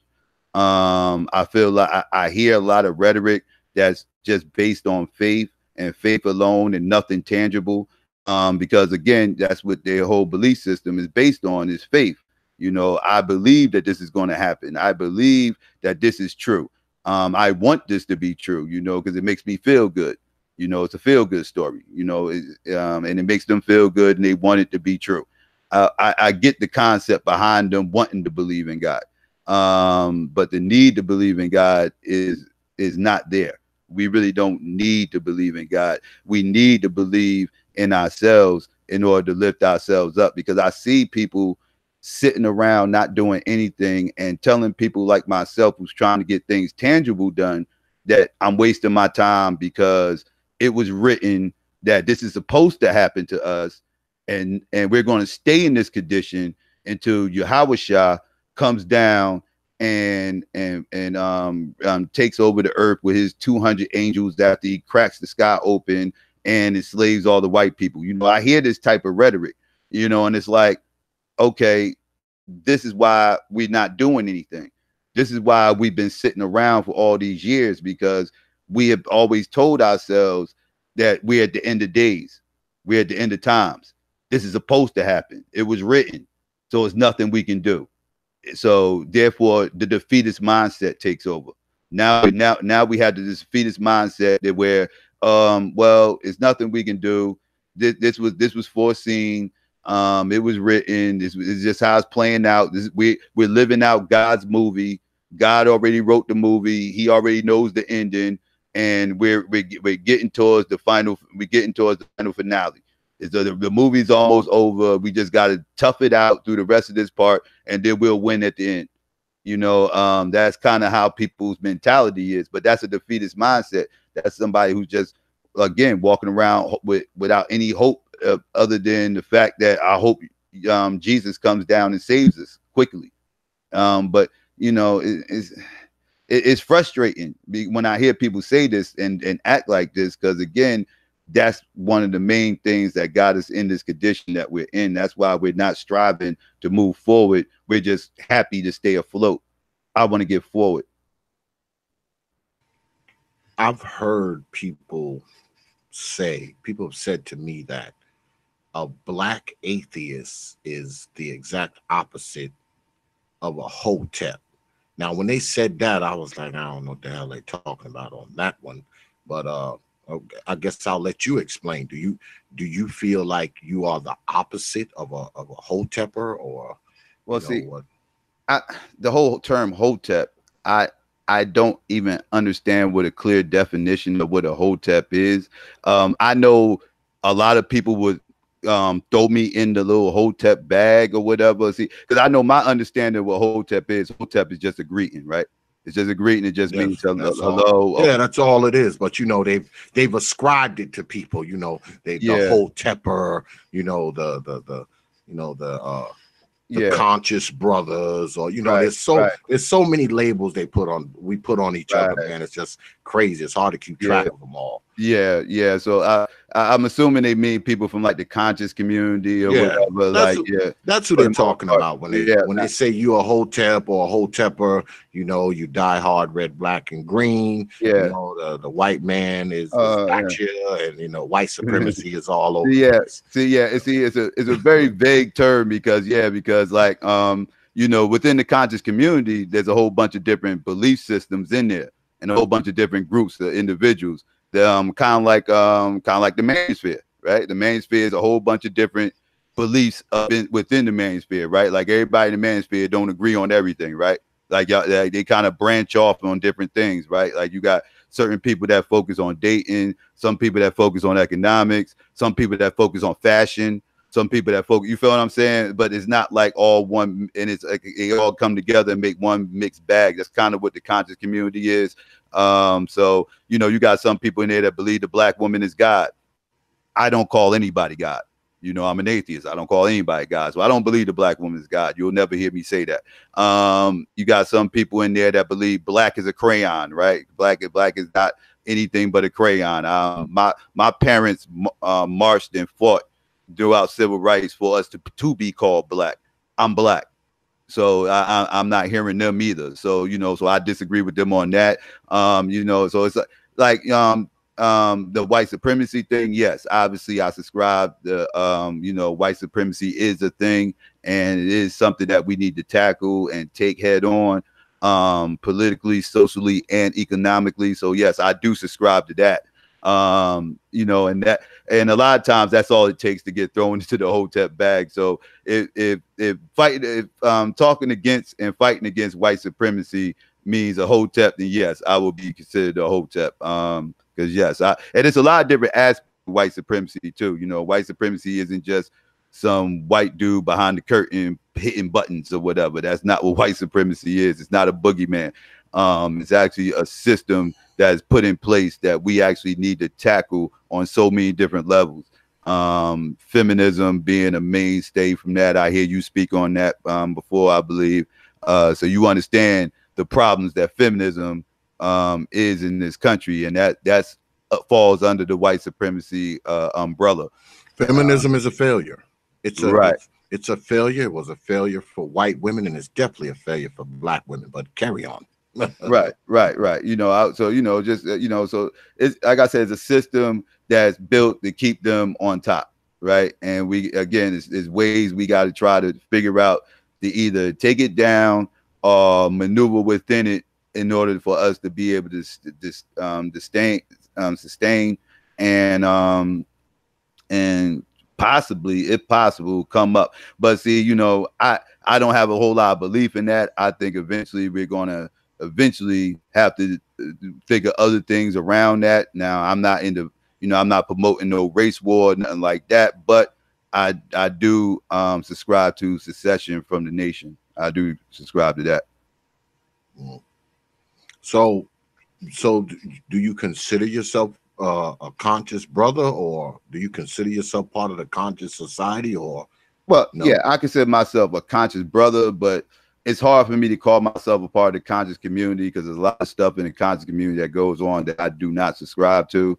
Because when you say the conscious community, they automatically associate you with certain individuals online that I don't subscribe to. A lot of stuff that they do, don't really like a lot of things that go on over there in the conscious community on YouTube. I was a part of it. at one point in time. Because a lot of, and everybody over there isn't a scammer.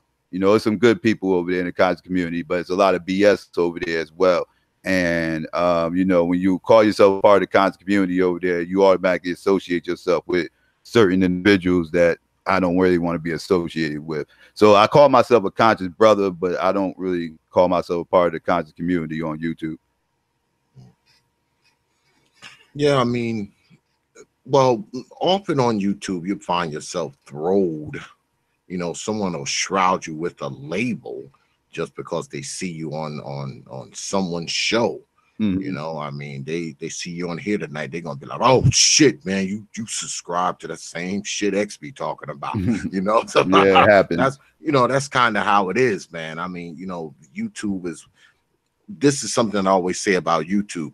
YouTube allows everybody to be anybody they want, and it also allows everybody to put any type of labels on anybody they want. So, you know, that's just par for the course on this kind of media, man. Unfortunately, that we're on. I mean, we on something that we have like no control over. The only control we have over is, you know, our page, our site. Everything else, we have no control over that shit. So, you know, whatever comes down the pipe, you can either acknowledge it, disregard it, or just completely forget about it. You know, those are your only freaking options on this freaking thing. But let me ask you this. What do you think? Because I often ask the brothers this, I ask everybody this. What do you think about the state of Black YouTube as it is today? Like, I mean, from what you see, because I see you around. You know, I see you on, you know, other streams and other people's chats and things of that nature. So you get around, you see things. What's your take on how Black YouTube, well, should I say this section? Because let me make something clear to y'all folks.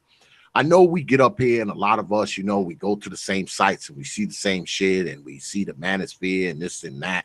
And what I want y'all to understand is that our little sector of YouTube isn't even a drop in the bucket. It's not even a drop in the pond. It's a fucking drop in the freaking Pacific Ocean, okay? It's a drop in the ocean, this little section that we have here. I mean, this is very small on the grand scale of things, folks. Okay, just so you know. I know y'all think YouTube begins and ends, you know, with all of us, but that's not true. YouTube is very, very big, and this part of it is like a drop, like I said, in the damn Pacific Ocean. But let me ask you, Brother Psycho, with what you see over here on this side, whatever this side may be for you, what's your take on it? What do you think of Black YouTube? What do you think of what we do on here? I see potential. I would like with people to take full advantage of this, though. It's just, you know, some people have the right idea and is you know, pushing their messages out the way I feel like it they should. And then there's other people that are I don't know, using this as a way just to bring attention to themselves, opposed to actually trying to formulate an agenda that needs to be pushed. I feel I'm very big on propaganda, right? Propaganda is a very useful tool when used correctly, right? And I don't feel like Black YouTube uses their platforms to push the proper propaganda out there. You know, it's dangerous propaganda and it's good propaganda. I think it's a lot of dangerous propaganda that gets pushed on you on this sector of YouTube, as far as like the Black sector is what they like to call this, I guess. Like you got some people that come here just to, like I said, they probably shouldn't even be YouTubers, some of these people, and they just come here just to be messy and do this is called what it is, weird shit. You know, and then you got some people who actually do come out here, you know, they want to push, you know, different things. Like I love history, right? I'm a history buff. And some channels out here that do an excellent job and displaying history and you know, giving the proper knowledge, nothing pseudo, not none of this made up stuff, you know, anything else, no stuff that you know, they cite these sources and everything else, you know, things that can be fact checked and, you know, peer reviews, information and everything. So I'm real into that, and I'm a science guy, so I look into that stuff. There's some real excellent platforms like that don't get any attention. You know, they don't get any attention, don't get the views because it's not entertaining.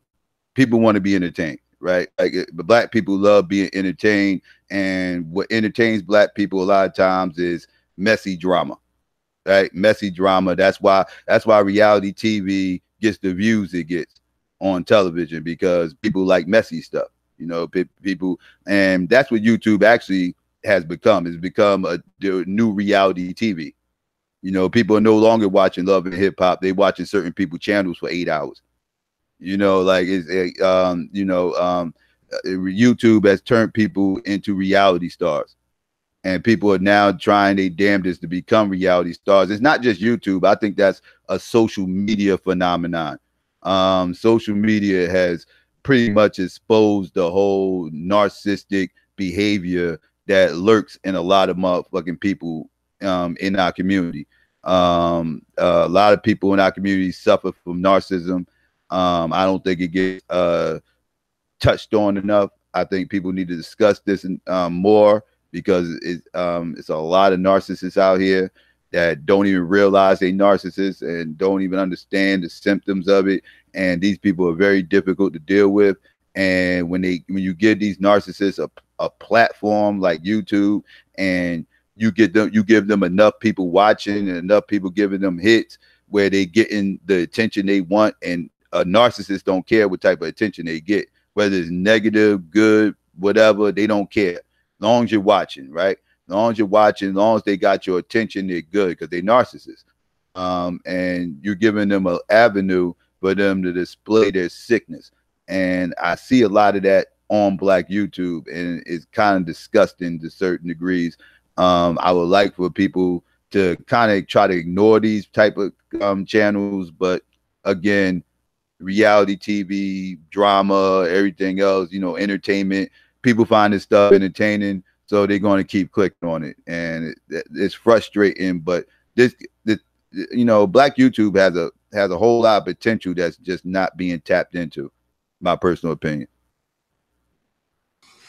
It's crazy that you say it's like reality TV. Like, I mean, and it is. I mean, because you got, I guess when you see people on here, you're kind of sort of watching their real life, I guess as much as that real life as they're willing to show you at any particular time. So I guess you're watching their real life, and which says a lot about you.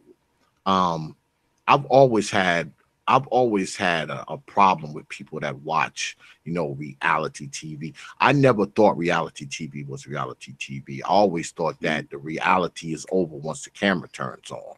So, once the camera turns on, that's it. It's not reality anymore. Everything's scripted. You're turning at certain angles, and you're saying certain shit, and most of that shit ends up on the editor's floor anyway. A lot of that shit ended up on the director's floor. So I mean, you're squeezing in 30 minutes, an hour, or whatever you're squeezing that out of how many days of filming, So I mean, it's just like anything else. So it's impossible for it to be really reality TV, because see, when you get up in the morning and walk out, that there's cameras in all four corners of your damn living room. That there's cameras in your damn car. That there's cameras out in your yard. It's cameras at your friend's house who's also on the damn reality show. So I mean, how real can it be? Because everywhere you go, there's goddamn cameras. Okay, what it is, it's not reality TV. What it is people portraying reality. Right. TV. Okay. That's what I always thought about it ever since the beginning, ever since like Survivor. I think Survivor was like the first quote unquote reality show. And even then I'm like, I mean, it's technically that was like the first reality TV show, right? Well, technically cops. Cops. Cops. Right. Cops. Technically. Right. I mean, that's the only real probably reality TV. Yeah, because that's probably yeah. But even with that, they cut out, when they done shot somebody with impunity, or the cop is sticking a bag of cocaine in somebody's coat pocket. They cut that, makes its way on the editor's floor too. Right. So, like I said before, I mean, once that camera come on, man, that reality shit is gone. Yeah. Because the cameras are there. So it's kind of hard for you not to play up to them. Because see, whatever you do, that it either can make it on the screen or it's going to make it on the floor. There's nothing in between that. Either what you're doing now is either going to be on the television or it's not going to be on the television. There's nothing in between that. So every damn move you make, you trying to make sure that shit get on TV, because see, you don't want your shit cut. I mean, that's just where I am with that reality TV shit, man. I never gave it too much credence. I used to watch Cops a little, all that other shit, man. I don't even bother. I don't even. Well, I'm not big on TV anyway. I'm not much. Anybody that knows me know I'm not much of a TV person. I do more reading than anything else. I'm not too much for the television. But reality TV. Like I always watch Cops. I did watch the Flavor of Love and all that stuff when it first started, and then I realized that was all bullshit, and I stopped watching that stuff too. And a couple of the competition shows, like if it's a competition show like Survivor or something like that, that is a competition. So that's less about like the real world and stuff like that. I can't watch that stuff like with it, like stuff that, because that's when he starts getting into the stuff that you're talking about, where these people are trying to, you know, the little fake living life stuff, like, you know, like the camera's supposed to be following them around, and they act, and you know, like you said, the cameras are constantly on, so they're going to be putting on a certain persona, you know, everything else, like you said, like, you know, the reality don't start until the cameras go off, you know, so that's so I understand exactly what you're talking about, and that type of stuff. Yeah, I like you said, I'm with you. I don't watch a whole lot of TV anymore either. Like if it's not sports related, I kind of really don't even really watch anymore. I watch movies, and that'd be about it. Documentaries, I watch those. Yeah, me too. I watch a lot of documentaries. Yeah. So do you think that's what it is with us, man? I mean, not just, you know, far as, you know, media and shit, you know, YouTube, Facebook, Twitter, Instagram, all that shit. Has media made it so that we all are trying to be stars of some kind in our own mind? Has media perpetuated that with us, or were we always like that in the first place? I think we was always like that. I mean, if you think about it, think when you was a kid, you and most of your friends probably wanted to be musicians, basketball players, football stars, you know, something dramatic, something where you will have money and people will know you and praise you in some type of way. You know what I'm saying? Like something that puts you in the forefront. You know, we all got that inner star in us. You know what I'm saying? Like we had when we was a kid or whatever, you know, some grandiose dream or something that we wanted to do. You know, we act like we on stage, sing a song or rap something or whatever. Or we'll go to the court and dribble basketball, you know, do the little countdown, 4, 3, 2, 1, shoot shot, try to hit the butt at the buzzer or whatever, try to think of Jordan or whatever, you know, like we always had these little, you know, this inner star in us that we wanted to try to make shine, and whatever avenue we saw where we could possibly make that happen, that's usually the avenue we lean towards or whatever, throughout life or whatever the case may be. Like I said, be acting, whatever, you know, whatever the case may be, dancing, whatever. But we always wanted to be, we always had that inner star in us that wanted to be famous. It's always a piece of us that wanted to be famous for the most part, more kids than not, you know. Even the shy people wish they wasn't shy and wish that they could be more outgoing and less socially awkward so they could be famous. And they want people to, like, you know, like we all have that in us.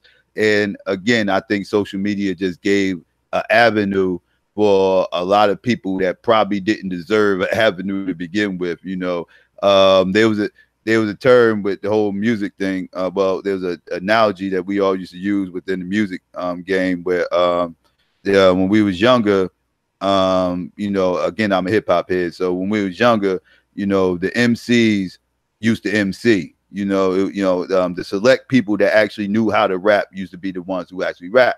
Right, and everybody else just was a fan, and they just listened. They listened, they danced, whatever, but they didn't try to rap because they let the MCs do that. Nowadays with social media and the internet, now anybody can be a rapper, and now it's not just the MCs that are rapping anymore. Now it's anybody who can just get some attention and get a beat and just, you know, write something down and spit over it. But they might not, they probably ain't got no business doing it, but because that they're marketable, they might have a certain look about them. They'll be the ones who will get all the attention and everything else, while the people who actually are actually excellent at their craft and actually do know what they're doing and don't need people to write stuff for them and everything else, they get pushed to the back burner. And again, this is what social media has kind of created. It's kind of ruined the music game as well. So yeah. Yeah, that kind of reminds me, man. I was at the store. You know how you be out, and sometimes, you know, you see a brother, he be walking down the street and shit, you know, he be rhyming and shit, he be trying to lay some bars down and shit. Now, if you're standing next to this brother while he's rapping and shit, you know, if he's kind of good at it, you can kind of stand it. You know, even if you just kind of standing out there and shit. Because I was standing outside smoking a cigar because my wife was in the store, so I was outside waiting for her and shit. And, you know, this dude is out there, you know, and he out there, he rhyming and shit. But see, the rhyme wasn't good. See, it's different. If the shit good, you know, and it makes sense and all that kind of shit, you know, you can stand out there. So. It's, you know, I ain't say nothing to the brother, you know, because I used to rhyme and shit too. So I know good shit when I hear it. His shit was bullshit. So I walked down to the other end of the store, and now this dude, he down there, goddamn rhyme. Oh, come on, man. Really? No, I'm trying to let you do your thing over there. Now I'm over on this side of the store. He come on this side of the store. So now I gotta just go in the store because now it just seemed like he's rapping 10 times louder than he was before. Let me ask you about that, man. What do you think about those brothers, man? Brothers who just because to be honest with you, I see brothers down here because I'm in North Click, I'm in the Queen City. And I see brothers walking around here all the time, you know, just kind of rhyming to themselves, and some of them just sound like straight crazy people. Because they be just yelling the shit to the top, you know, at the top of their lungs and shit. So let me ask you about that, man. What do you think about these brothers that you see? Because I know you've seen them too, where they just kind of walking around and they just kind of rhyming really, really loud and shit. I mean, what do you think about those brothers? Well, I'm kind of on the side of that where you was just talking. Is it good?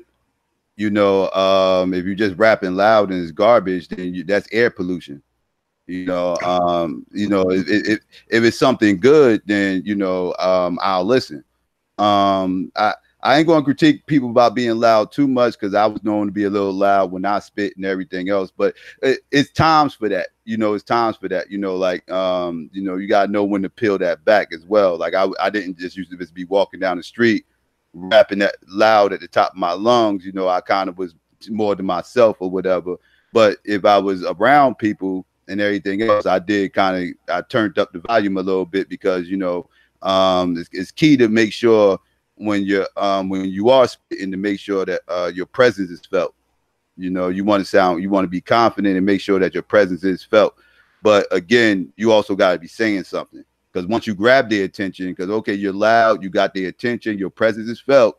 But now that you got their attention, what are you doing with it? And it's like, so you can't just be loud and garbage.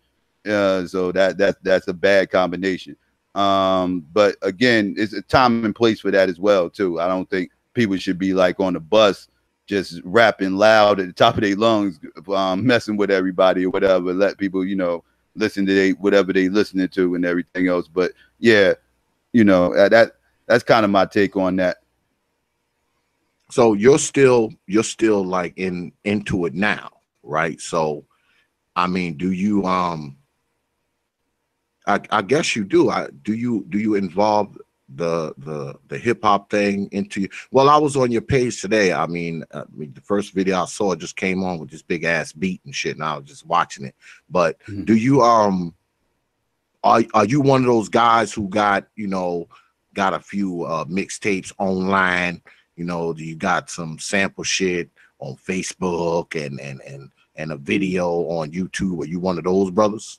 Nah, by the time social media really got big 10 years ago and everything else, I was kind of starting to fall back from making all the songs and everything else and promoting on. So I never really got into that aspect of as far as like promoting my music online and everything else. Mixtapes I got or songs I got is on CDs and everything else. I never uploaded it online, but I started doing things behind the scenes. That's what I started doing, you know, promoting events, you know, again, running the radio show and everything else, and I was producing a little bit, playing around with it. You know, I started doing things behind the scenes because you know, I was getting older and it was time to let go. You know, I feel like once if you ain't got a deal by the time you hit a certain age, it's kind of time to fall back.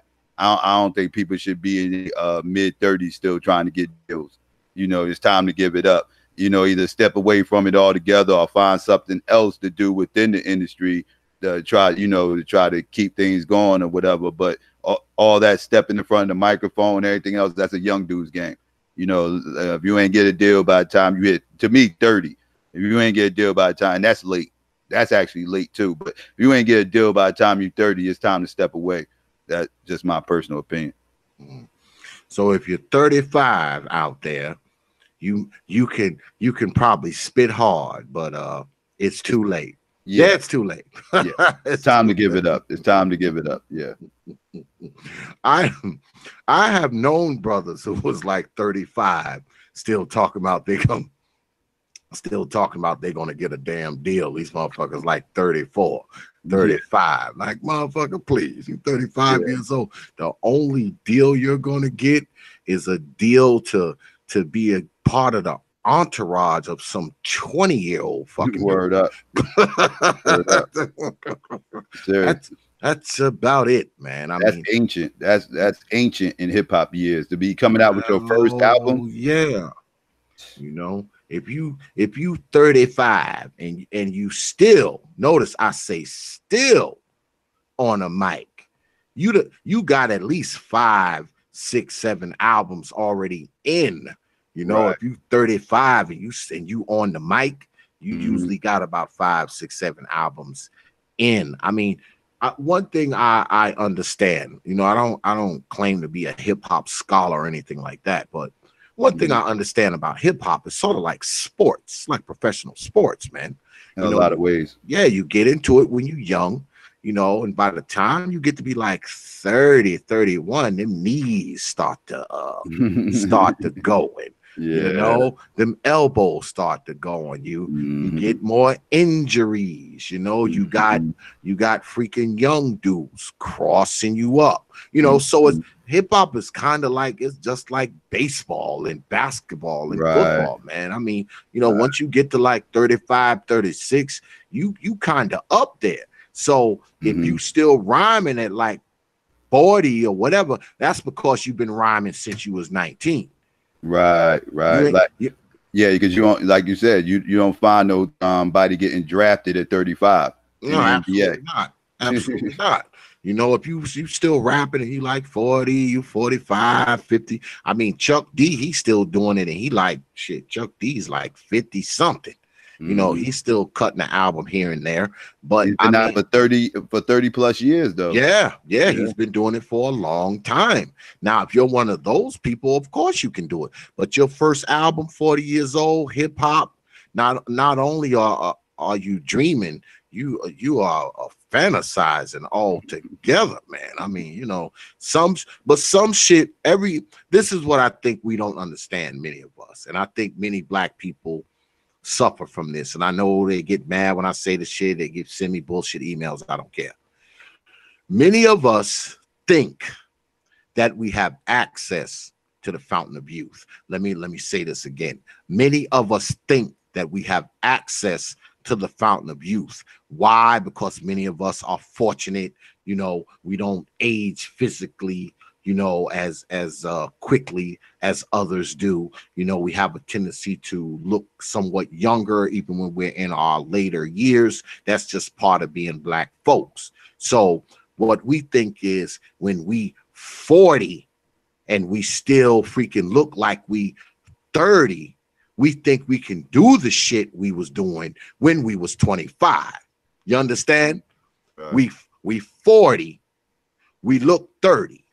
So we think we can do the shit we could do when we was 25. And I think many of us suffer from this shit. You know, we all think we got access to the fountain of youth. We all think we're never going to get old. We all think we're never going to grow up. you know, we got this shit. I think that's what kind of fucks us up and keeps us from planning ahead, because, you know, when you're forever 25, there is no ahead. You know, you were born 25, you're going to die 25, you know, so there is no ahead. There is no tomorrow. There is no retirement. There is no elder. There is no senior citizenship. You know, there's none of that. And then we look up, we're 55 years old, ain't got a freaking penny in the goddamn bank, don't got a car, living in some ran down apartment, eating goddamn cat food, even though we ain't got no cats. See, that's the kind of shit that we find ourselves enthralled in when we don't want to face the goddamn reality. Let me speaking of reality, let me ask you one more thing, man, before we peel out of here. Do you consider yourself a red pill brother? Well, I understand the philosophies of red pill, and I don't want to attach myself to the red pill label, but like I understand the philosophies behind it, and I do subscribe to, as far as like let's put it like this: red pill is pretty much being awake to the matriarch that we've been living under for quite some time in the Black community, right? That's pretty much, for the most part. I'm just wanting, so we establish what the definition is, right? Yeah, pretty much. I mean, you see things for what they are. You know, you see the real world. You know, the rest of the world is the matrix, where you at is the real world. Right. Now, see, yeah, because everybody got different. I understand what red pill means, but everybody associated with different things. I know the manosphere associated with certain, something else that I'm used to red pill being used as. But yeah, I definitely consider myself somebody who's living outside the matrix. I definitely consider myself somebody who see things for what it is, definitely on many different levels. You know, again, I like to call it RBG pill, red, black, and green pill. So, you know, but yeah, it definitely has red in it. So yeah, I definitely would consider myself to be red pills, as far as like, I'm definitely not in the matrix. I'm so not a conformist. I'm one of the most non-conformist people you'll ever see anywhere. Like, I don't subscribe to a lot of things. If I see everybody moving to the right, I'm wondering why, and I'm gonna question why nobody went to the left. You know, like I'm that person. Like I question everything. I've been taught to question everything. I've been taught to look at things differently. Just to make sure, just because I hate the whole ad populum arguments where everybody just goes with what common belief is. Okay, everybody's going over here, so this must be the right way to go, so let's go. I don't subscribe to that. That's just being sheep. You know, I don't think people should be sheep. I think people should always be critical thinkers and press themselves on their own beliefs, me personally. So yeah, I would definitely consider myself red pill on that aspect. Yeah, I mean, quite frankly, I think Black society would be way better off if we had a lot more individualism and less of the conformity, man. I think that's what happens with many of us, man. We try to freaking conform to some BS that ain't even for us most of the time. You know, we doing it because we think it's cool, or we think it's, you know, we want this person to see us a particular way. I mean, if we had less of the freaking conformity, man, and more freaking individual, conscious, constructive thinking, I mean, you could see a lot of changes, man. You would see a lot of changes in Black society. That's what's kind of killing us, man. That conforming to this basic idea of what something is supposed to be, what Black is, what truth is, what life is, what, you know, blah. But yeah, man. I mean, this damn hour went by quick, man. These hours be going by quick as hell, man. Yeah, no doubt. I guess because the guests are good. But yeah, man, I appreciate you coming through, man. I know, you know, we had crossed up like over the course of the weeks and shit. I had hit you up on Twitter and shit. He was like, yo, X, man, you know, my bad. So we finally got a chance, man, because I've been trying to get you up here for a few weeks. I hope you don't be no stranger up here on the old T.P.O.T YouTube page. And for you folks who want to go ahead and subscribe to Brother SYKOPATHiest, just look right down here in the description box. You will see the link to his channel. Go ahead, hit the brother's channel up, get on down there. I'm pretty sure he will appreciate the support. So get on down there and check out the brother's channel. He's got a good channel, man. You know, I was down there listening to some of the music and shit. You know me, I always go on people's channels and shit. You know, before I have them on the show, I always go and I listen. You know, see what they got going on and shit. Because you know, I have slated. You know, I have scheduled people to come up here and went to their channels and listen to the shit they talked about. And I canceled them motherfuckers. Man, I ain't bringing you up. I see you talking crazy. Because see, my deal is to bring every damn body on YouTube on my channel.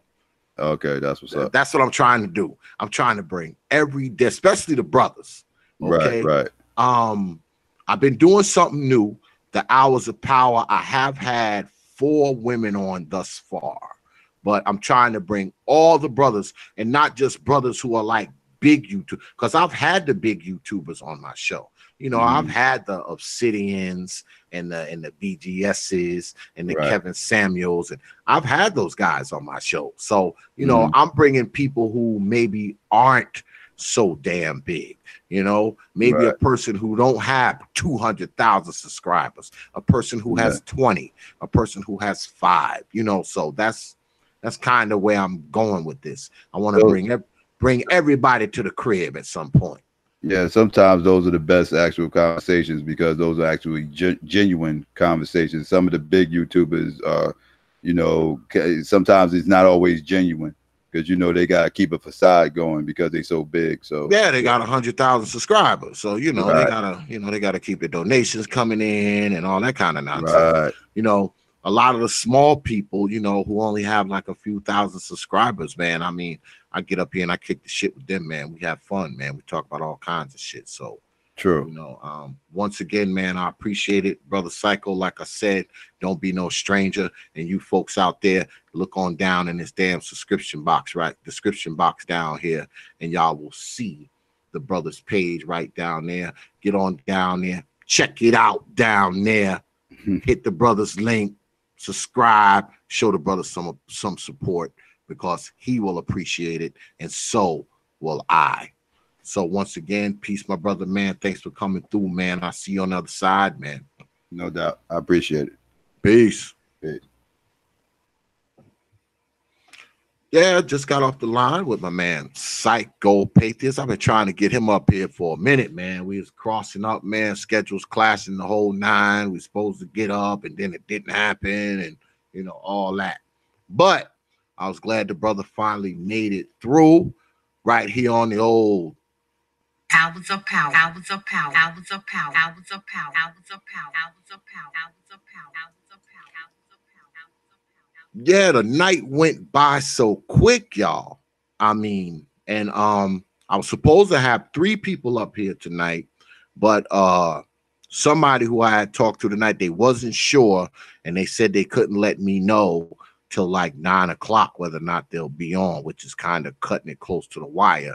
And I guess they can't, because they were supposed to be on at like 10:30, because Brother Psycho wasn't supposed to come on till 11:30. But I mean, I didn't hear anything from them by like 9:30, 10. I was like, man, I'm just gonna bring Brother Psycho on and just close out early.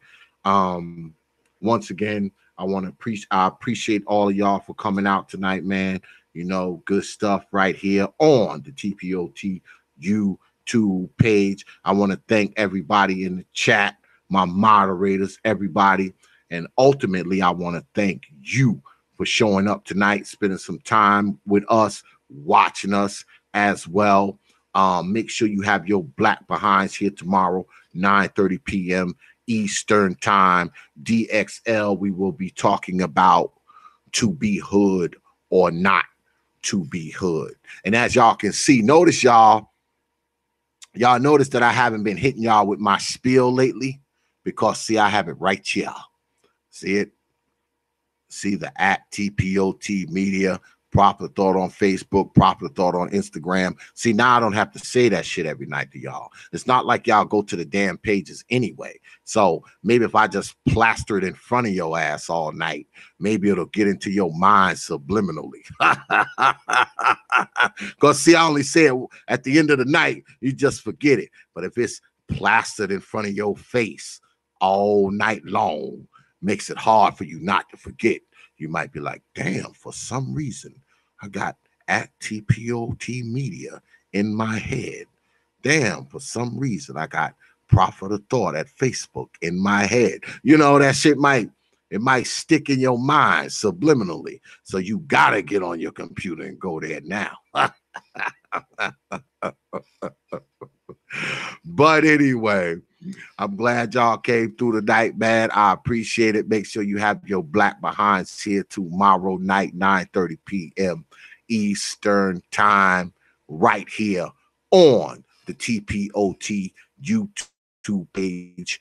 You know, again, I want to thank my distinguished guests, brother Malcolm Flex from Malcolm Flex TV and SYKOPATHiest. And once again, I'll let you know that if you want to check those brothers out, just look right down there in the description box down there, and you can go ahead and hit their link, man, and show the brothers some love and support.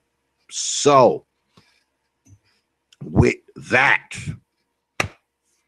I will leave you with 3 words like I always do. And hold up before we peel out of here, I want y'all to be on the lookout for T.P.D.S.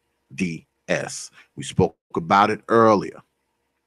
The Panty Dropper series. It's coming, y'all. Yeah, it's coming. All right.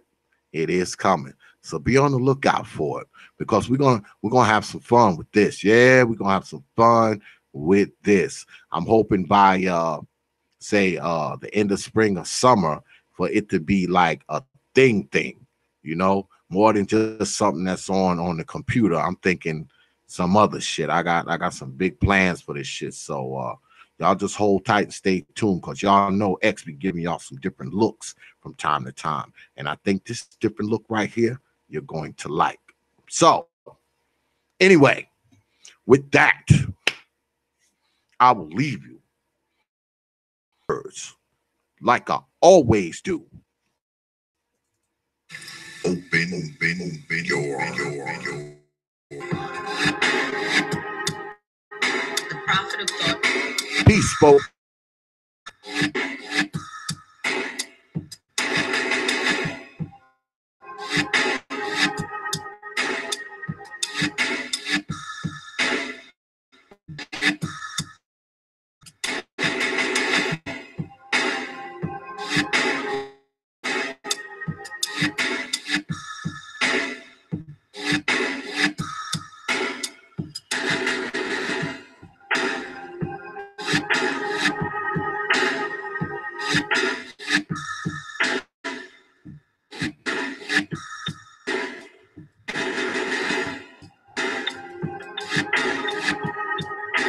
Prophet of Thought.